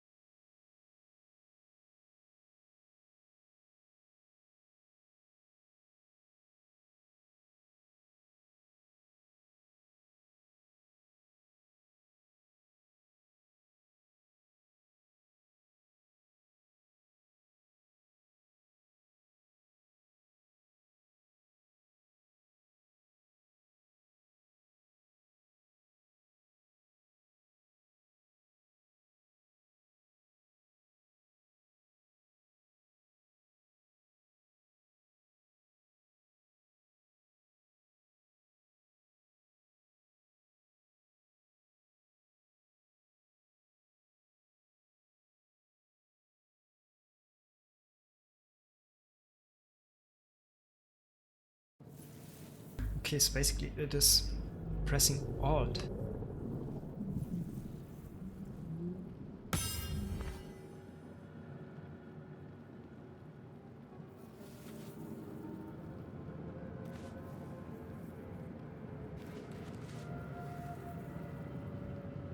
No, nothing happened.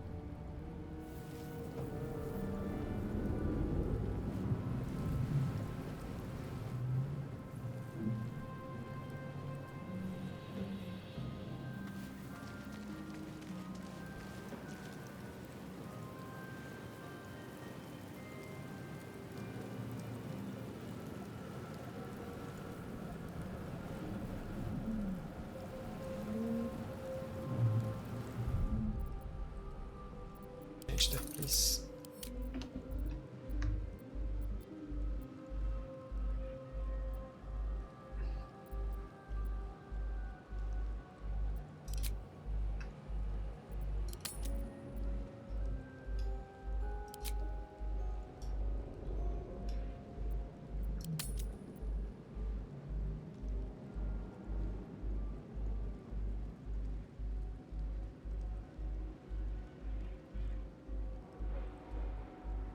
Is currently assigned to key skip cancel action context menu.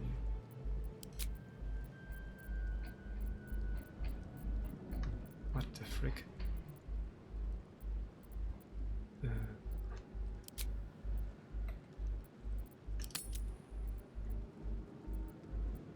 Okay, so that is maybe no middle mouse. Let's see if we missed something. Crafting, rest and travel, blah blah blah. Blah blah blah blah blah. No, no, no, no. Okay, I guess that's okay. Let's try press.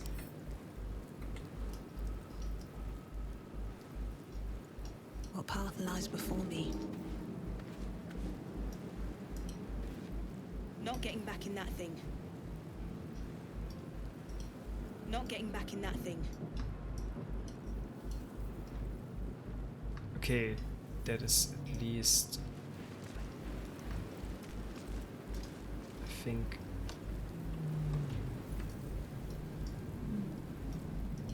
I have to... I'm not used to clicking.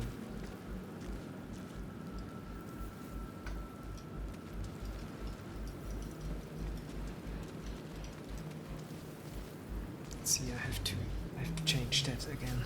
Sorry, I have to...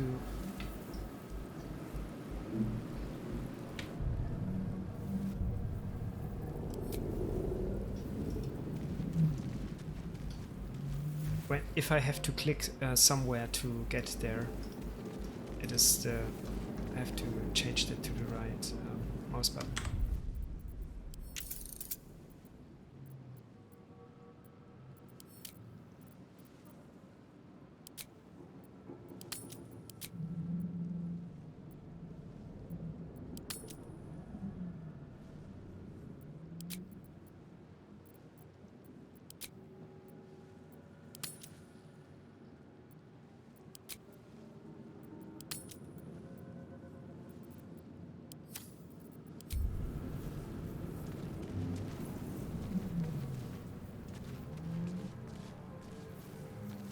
Someone else got out. Might be other survivors.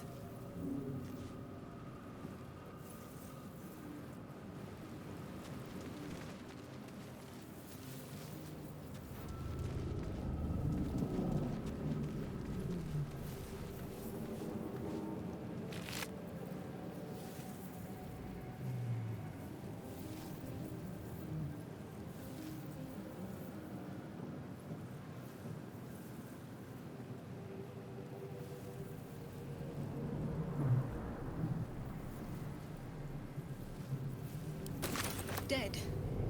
Good. Wonder who was inside.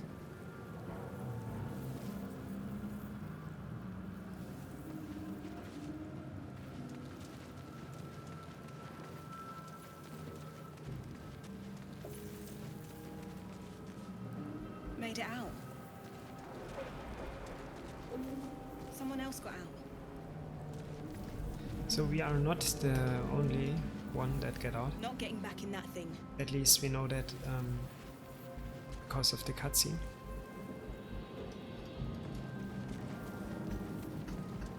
Can I not move by pressing?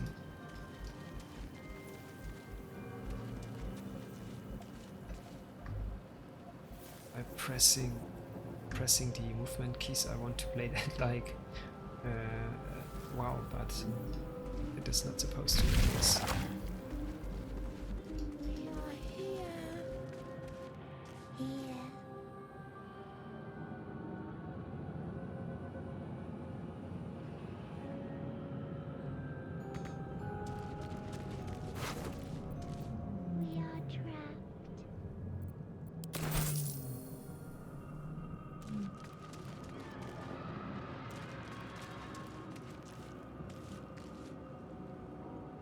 Rain shower.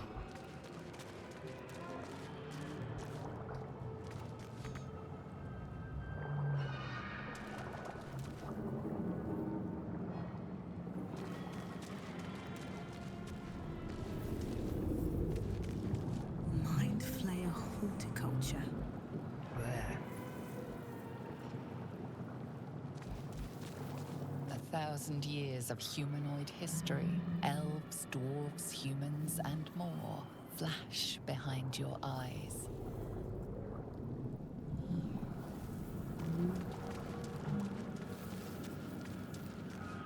Better not be cursed. I didn't know that was that laid out too. So let's first. Oh. Let's see what. I guess if we proceed here, we are escaping. Doesn't do anything.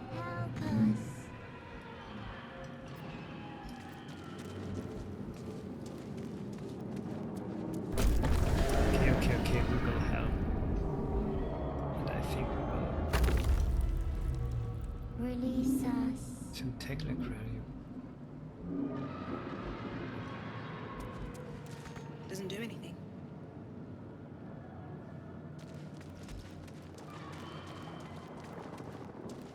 We are here. Here.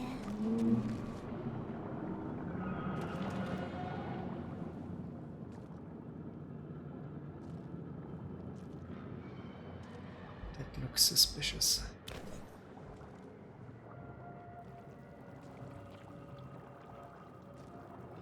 Yes, you've come to save us from this place. From this place, you'll free us. The exposed brain quivers in expectation. Please. Before they return. They return. A newborn. Born new from this husk.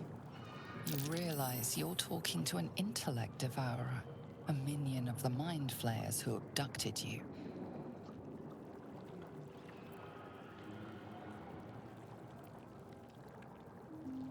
The enemy. So many enemies.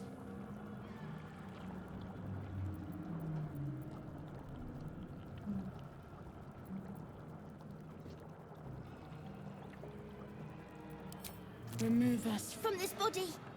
From this case. Free us. Please.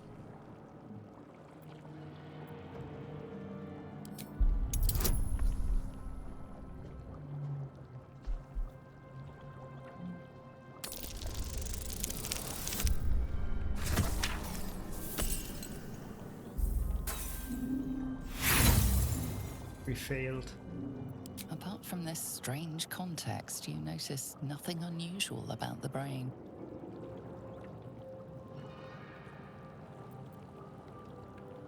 Break the skull.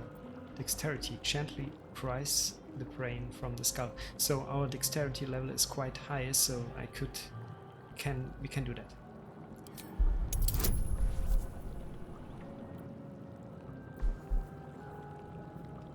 So we have the dexterity of 16, which is compared to intelligence 8. I mean, double so good.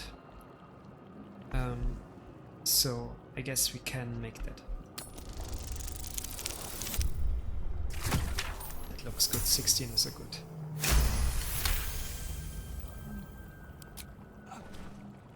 So let's see. The brain lifts from the skull, but you notice an opportunity. You could cripple the strange creature, making it more subservient should it prove a threat.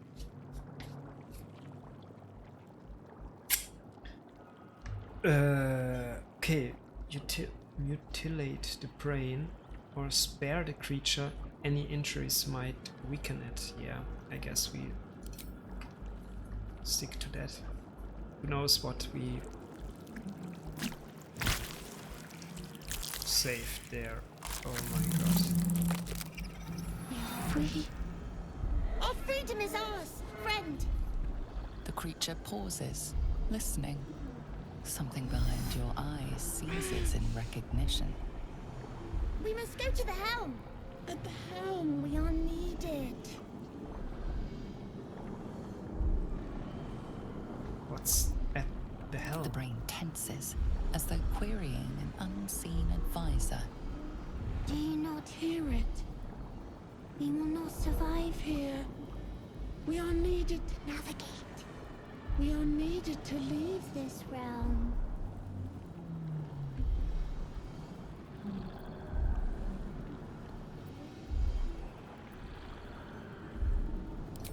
Us. We are us. Like a hive mind. To the helm we go. We are going to the helm.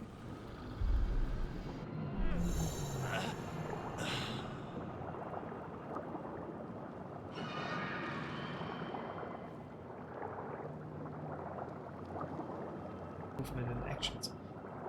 Okay, so Can't give up now.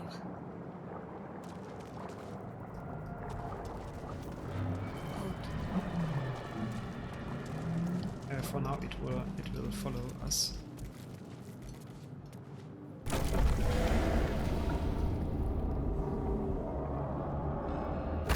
Breathe deep and move. Let's see. Oh, we are still.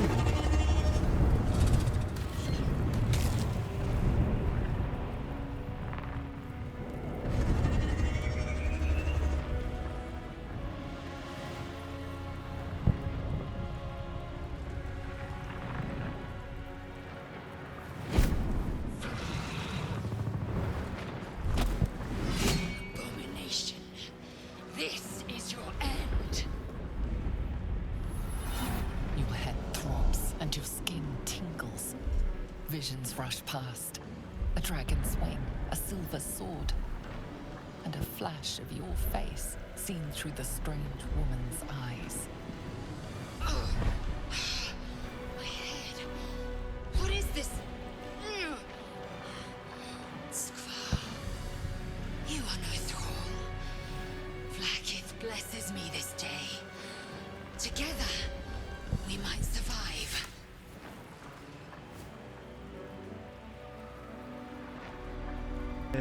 Okay. So she's the one that we could choose. That we can choose. Could have chosen the character. One of the builds. So what made you think I was a thrall? We carry mind flayer parasites. Unless we escape, unless we are cleansed, our bodies and minds will be tainted and twisted. Within days, we will be Geich, mind flayers. Okay, that is not good. We are turning into mind flayers. There must be something we can do. We can do nothing until we escape. That must be our priority. Yes, okay. First, we exterminate the imps. Then we find the helm and take control of the ship. As for that thing, it will remain tame as long as it believes we are thralls. It may be of use in the fight to come. That was my fault.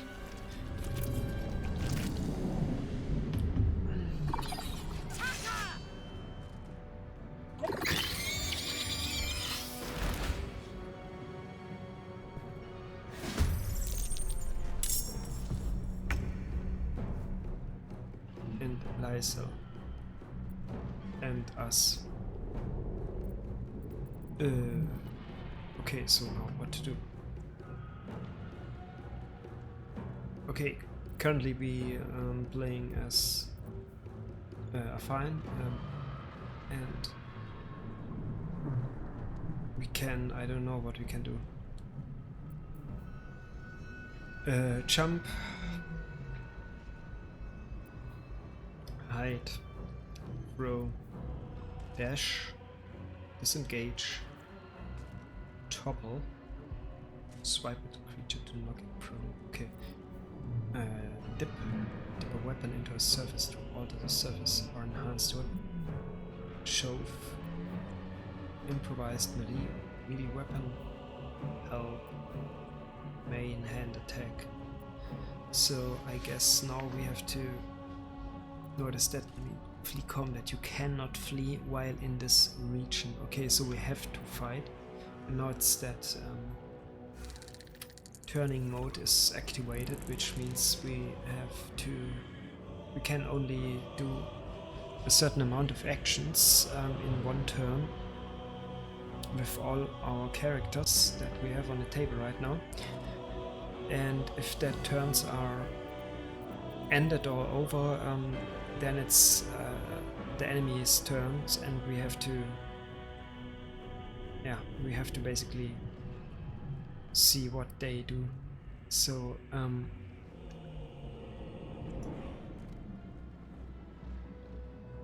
because we are a range melee, we can maybe toss a spell. I mean, here if I click, she will get to it and attack it. It is 8.5 meter away from us, so we can see if there is a spell, or for example, that which has a range that is high enough to affect it. So we basically could make them sleep. So maybe that's not a bad idea to begin with. Or we can start... What about that? Let's see. Minor illusion. But for now... No, I will try that. So, now it's activated. And I will... So I have right-clicked and...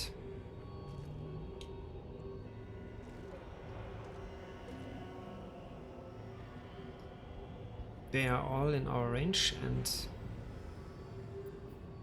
finish selection.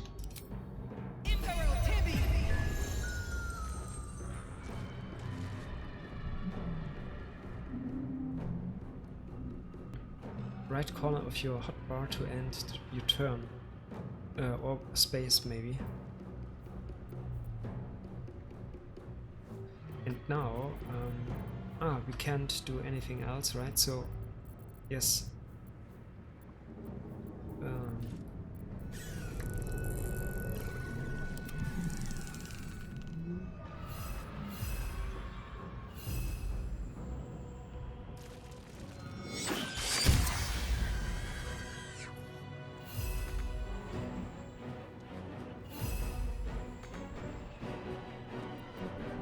We can't go there, but maybe we can do something with vessel.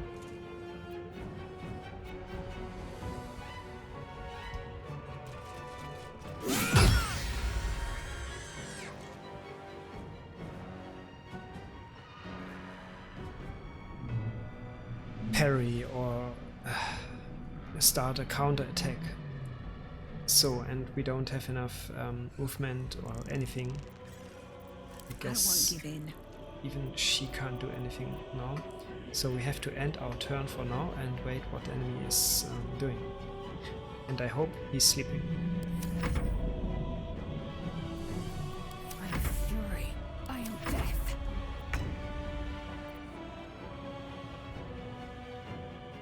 Sleeps.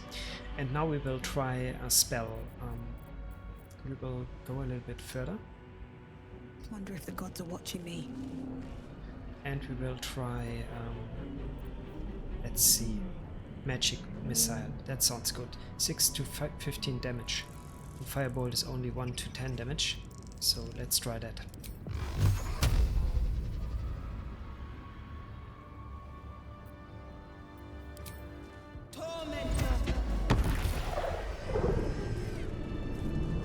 You proved surprisingly adequate in battle. Now, to the helm. Yeah. Some allies can join on your adventure. You can control them the same way as you do your own character. Click a companion's portrait. Okay, so Vlaakith's will be done. At least things have stayed interesting. we will do that later. Let's search the bodies. Potion of speed. Ooh. Gain an extra action. A +2 bonus to unlock class advantage and dexterity, saving throws, and double your movement speed. That's nice.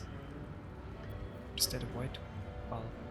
Throw this alien bulb at a target and possibly pull in nearby objects and creatures. So, what is that scroll of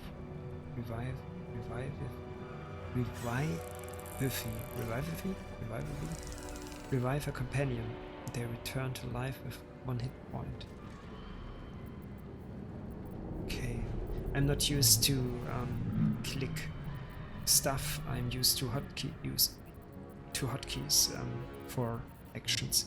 But I guess if it's in that round, in that turn-based fight, you have enough time to choose what you want to do, and therefore you don't need, especially you don't need hotkeys to react fast or anything. scimitar. So welcome.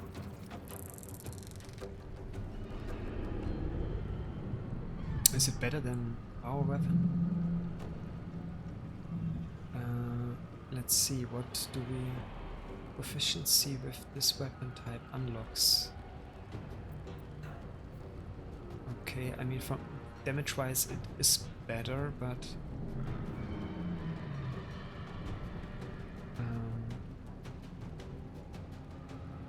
we can do different things with that weapons. With our stuff we can topple enemies and bring them to fall, and with that scimitar maybe, yeah, we can slice them or whatever. Not proficient with martial weapons or scimitars, so we can't use that, I guess. But maybe Lysa could use it.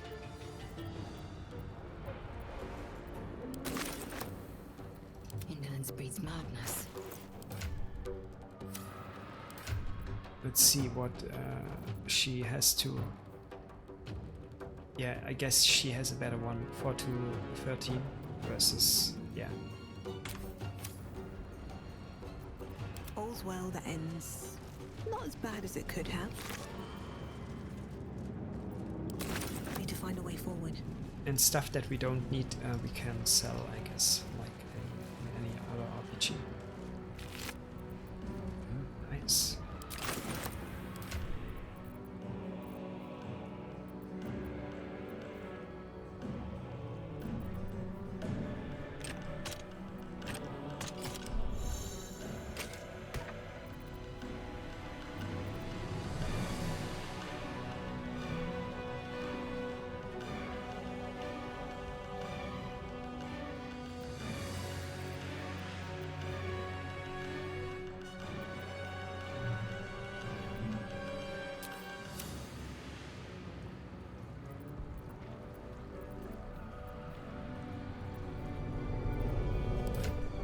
I still have no clue what all of that means.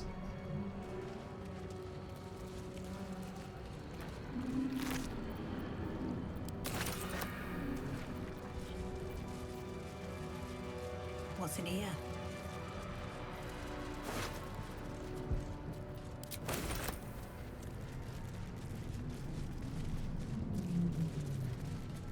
Oh, the symbol on the minimap. I feel better. Ship won't be able to take another dragon attack. We need to get out before it's too late. Material mesh. Yum yum yum. I'm getting hungry.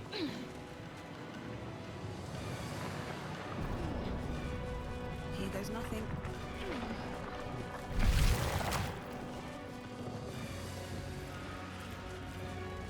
Ghaik machinery. I can make no sense of it.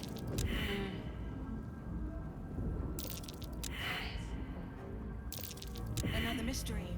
Oh, maybe the brain. You cannot use that right now. You cannot use that right now.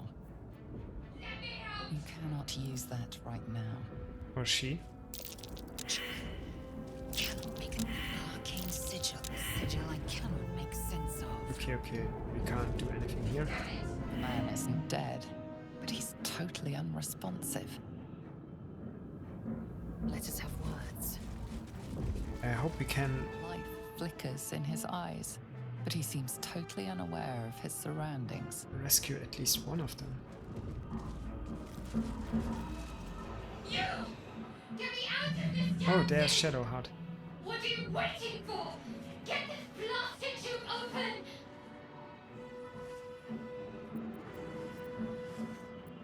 The construction is too alien.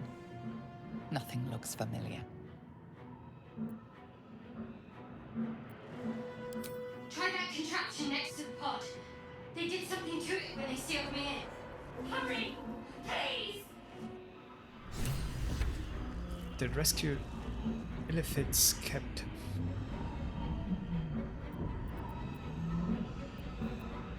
Shouldn't have wished to live in more interesting times.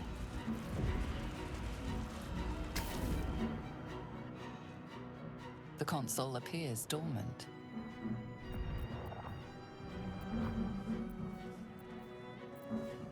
Start a community poll. Ah, that is...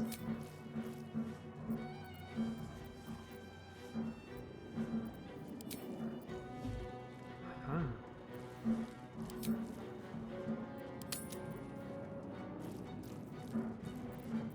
Okay, so what?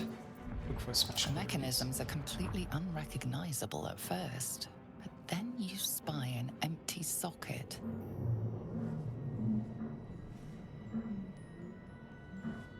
Hit it. Nothing. The console remains dormant. Hit it harder.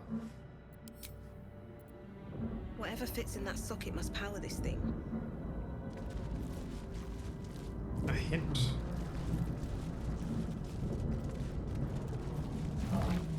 Brain in a jar.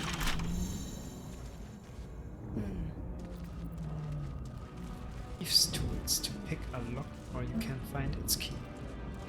Interesting. Okay. Yeah, chill, I'm on it. The console appears dormant. Can't you just, The mechanisms are completely unrecognizable at first, but then you spy an empty socket. Yes. Nothing. The console remains dormant. Ah, maybe I have to do that action. What? Okay, let's see.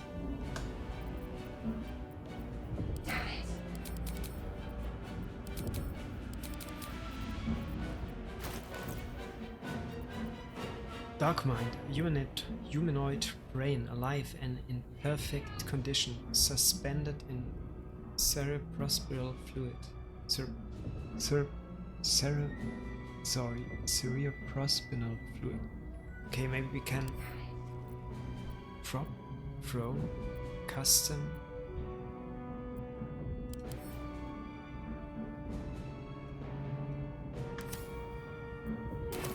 I actually want to use that here. Creature reaches into your mind, its thoughts rattling against yours. Something inside you squirms in recognition. Friend, we will go to the helm now. No, here, or it will not be a help for us.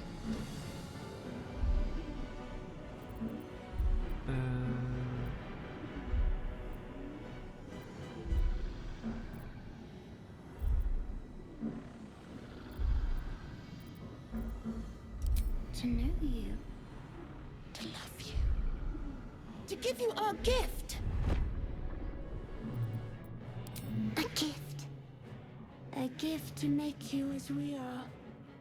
Soon you will be so beautiful, so powerful.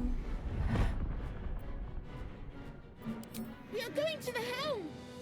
My friend and I are going to the helm. Yes, yes, yes.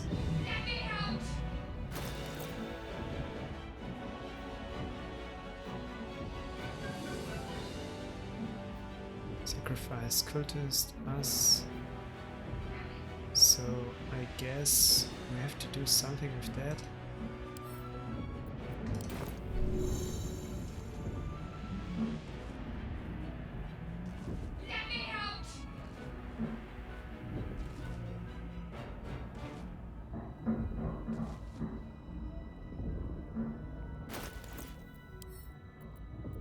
Add to hotbar custom items.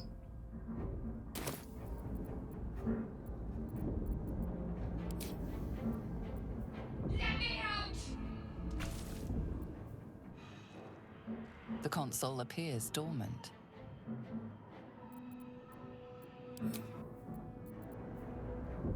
Damn it!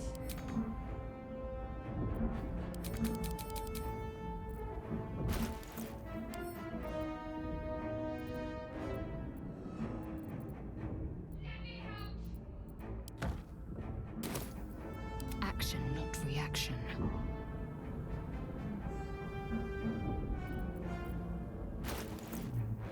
Maybe she can do something with that. Bed to wears, custom items, road drop.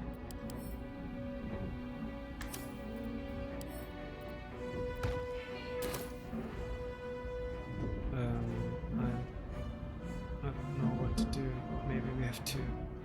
Let's see. Damn it!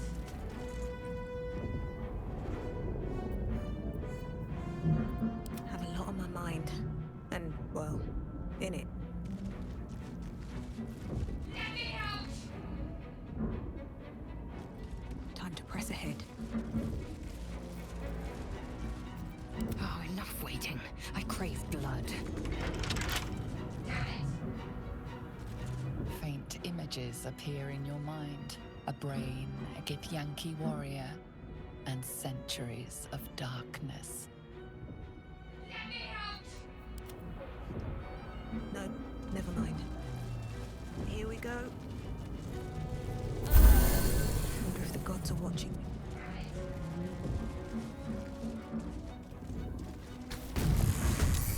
Machine made them style.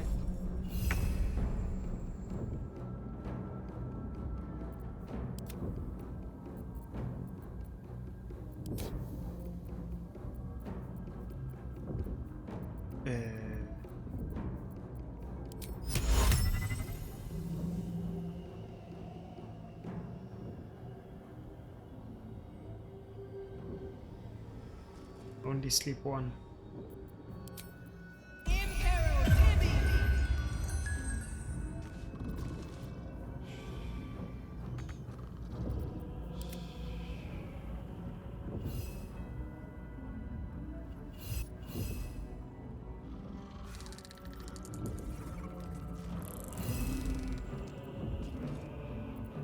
Time to strike.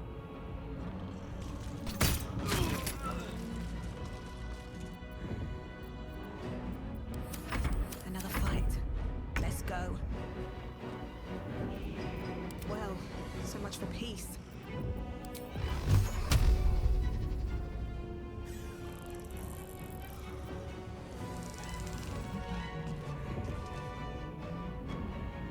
At the ready.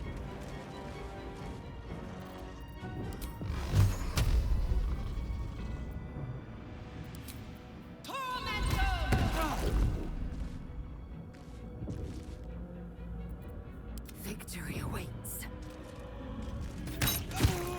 Let me out! Let's move. Okay, that went well. Copper band. And gold. Damn it! And a candle.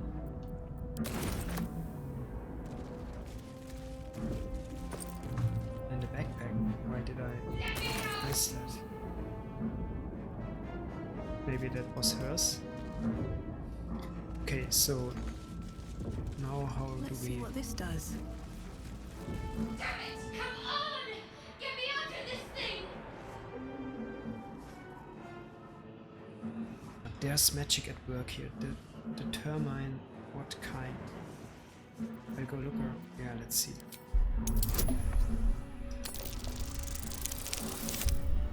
Oh, fuck.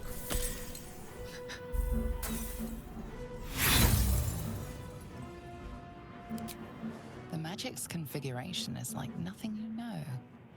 Nausea climbs further up your throat the longer you try to discern its nature.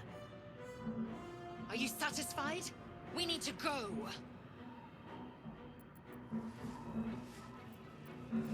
Wait! That can't be. There has to be another way. Please! It cannot be helped. Come. I don't want to nothing. leave her behind.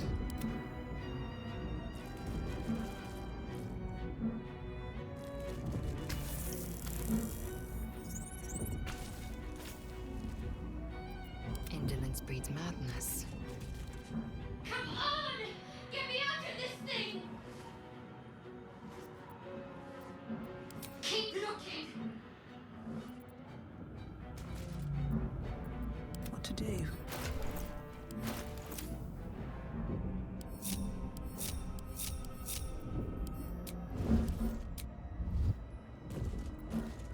Toggle group height, shift. Okay.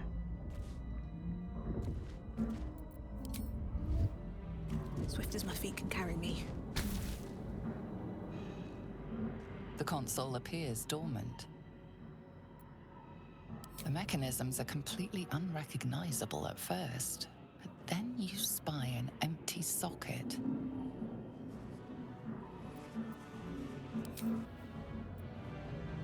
That can't be true.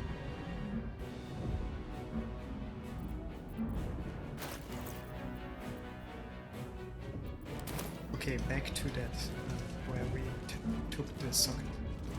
Not the socket, that. We literally. Let me out!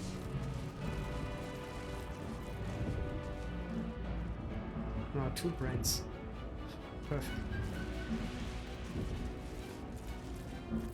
Damn it!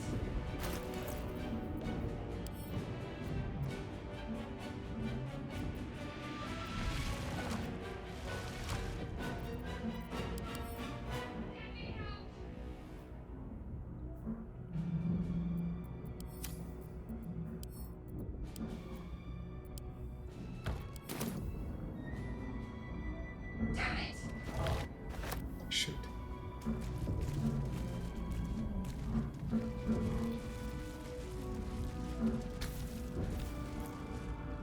Seems simple. Let me out!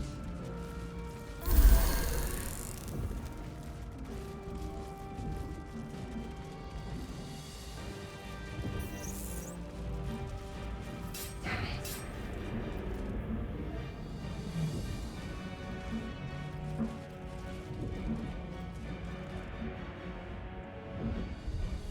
Let's see if there are a key for items that we can use or.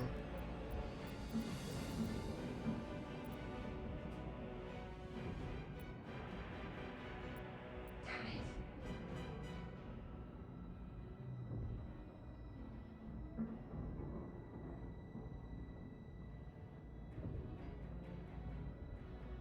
Let me out!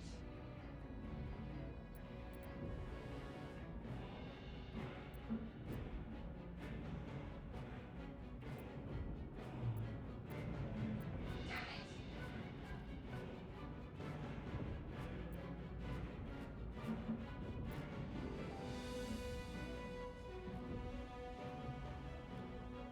Let me out!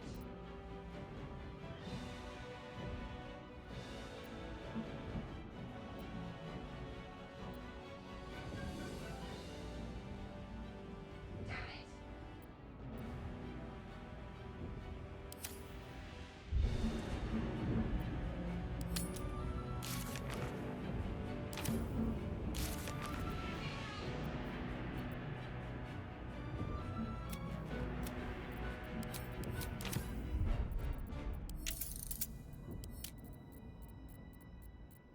Damn it!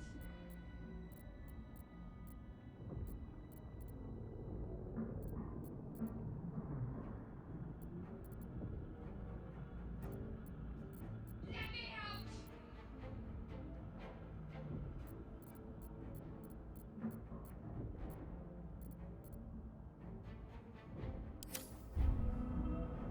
Damn it! Looking ahead. I'm kind of stuck. I don't know what to do. Let me out! I will not die here! I cannot! Try that contraption next to the pod. They did something to it when they sealed me in. Hurry! Please!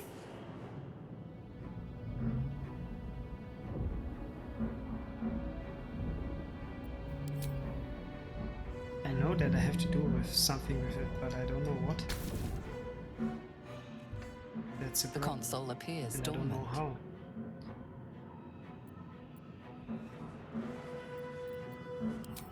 Nothing.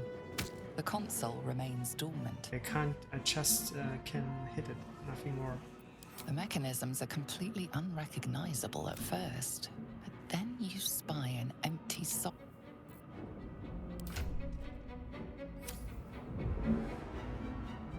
I will look that up real quick.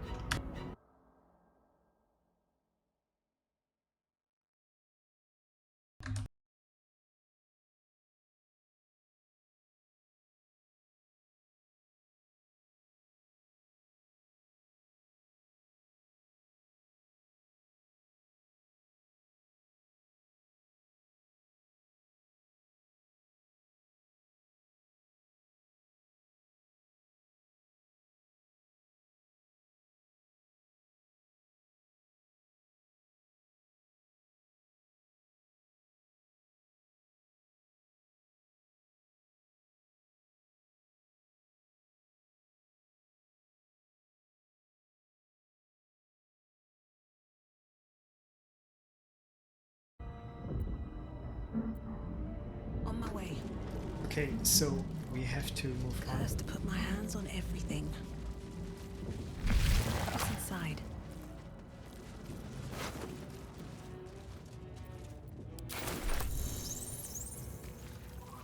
Skra. How many hosts of these gay infected? Dazed woman is trapped inside the pod. She doesn't notice you.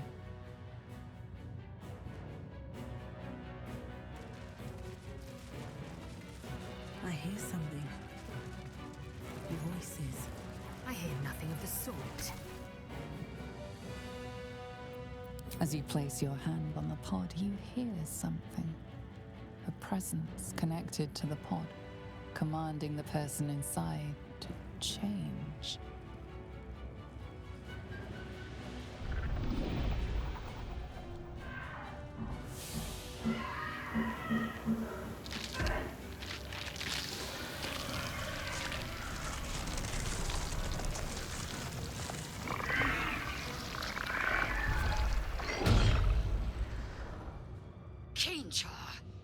Changed at the pull of a lever.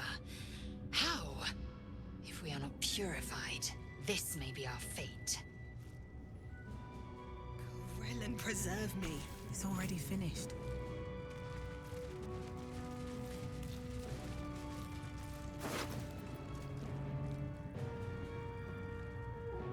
A strange energy passes through this alien object. You are sure you've never seen any of the like, yet part of you recognizes it as a component of some bigger machine. Mark and go. This might unlock those controls next to the pod. The Illithid's captive, okay. Slave market. Another brain.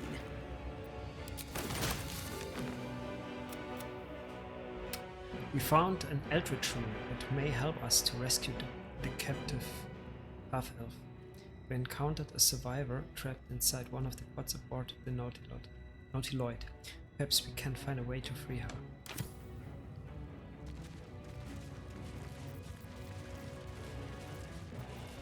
Which is apparently needed. The newborn mind flayer stares at you, weak and dazed.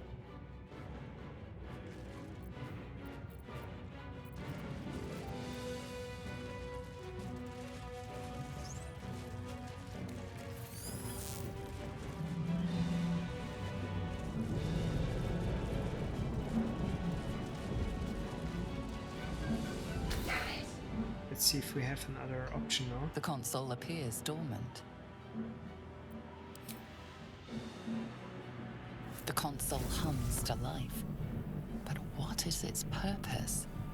Will it free the captive or transform her like that other unfortunate?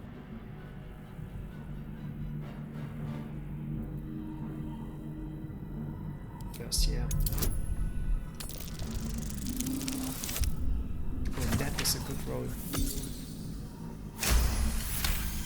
So we had to roll at least 10, and we rolled 16. The That was good. pulsing glow and organic lines of the device make it seem more like a beating heart than a machine. This device is different from the one that caused the other captive to transform. Perhaps it will open the nearby pod.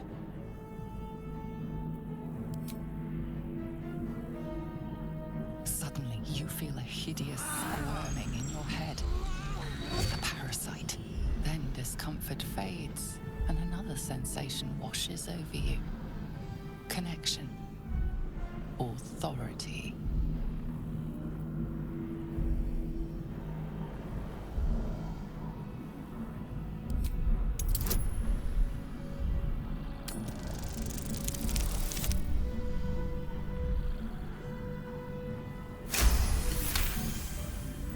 You feel the biomechanical brain of the console process your command and yield to it. A shiver runs across your mind. You feel sated.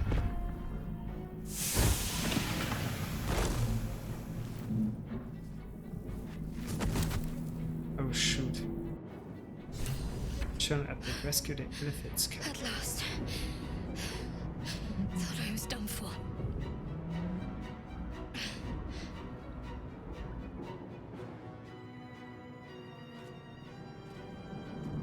Thought that damn thing was going to be my coffin.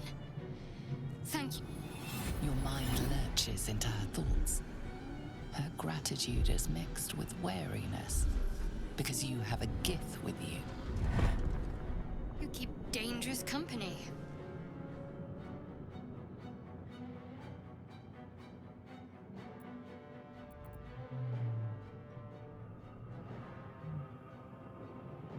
I did. It must be because of those parasites they put in us. They'll have to wait. I need to get off this ship alive first. Let me come with you. We can get off this ship and watch each other's backs along the way. Alright then, let's get going. I'm off. Shadowheart. One moment.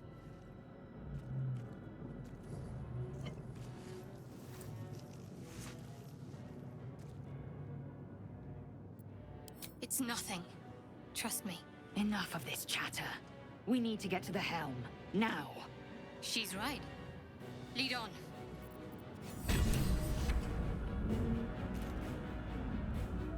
Okay guys, I guess I'll stop this stream for today. Let's see if we can save.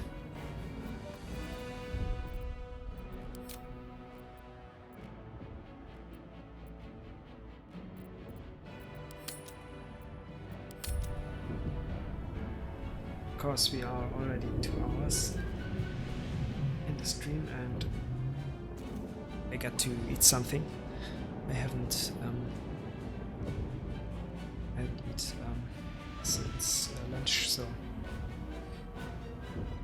But I guess, yeah, it was a good start. I mean, we are still in the prologue, but for now, I'm very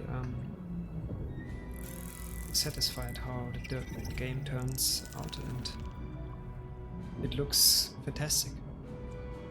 And I will check, because that is not a regular stream, so I use that stream, the VOD later, to check if everything is okay or if I have to make adjustments for better streaming experience. And next week we can start with the game. Wait a moment. This calls for careful footwork.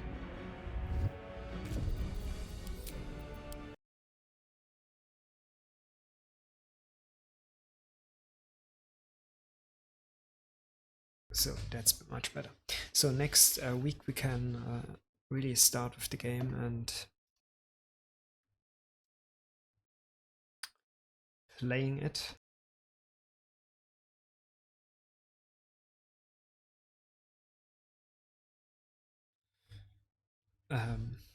But for now we have that out of the way, the story recap and that character creation, and we can fully concentrate next week on the game, and I will see to it that I can at least, or on 2 weekdays stream Baldur's Gate 3, and the remaining ones I will use for Mafia 3 for now, and then I will continue with another game. I don't know, maybe I switch every every day, every weekday. So I have not come up with a plan for that now and with a schedule. I just have to wrap my head around it once more and come up with a solution. Maybe it's Monday is Baldur's Gate, Tuesday is Mafia 3 or whatever game comes after that, and Wednesday it's again Baldur's Gate 3 and so on. Maybe I will do that, or I will make room for Baldur's Gate in terms of a fixed schedule. For example, Monday and Tuesday will be Baldur's Gate, but if I do that, this people maybe have on certain days they don't have time, or so it may be as better to switch days and not stay to a fixed schedule. The only thing that is not changing will be the time that I stream. It's Monday to Friday from 8 p.m. to 10 p.m. Currently UTC plus 2. That will not change, but I will maybe change the slots. So yeah, we will see. Yeah, for now, I wish you everyone a lovely weekend, and as always, stay safe. And yeah, stick around. We'll see each other next week. I'm looking forward to it. Bye bye.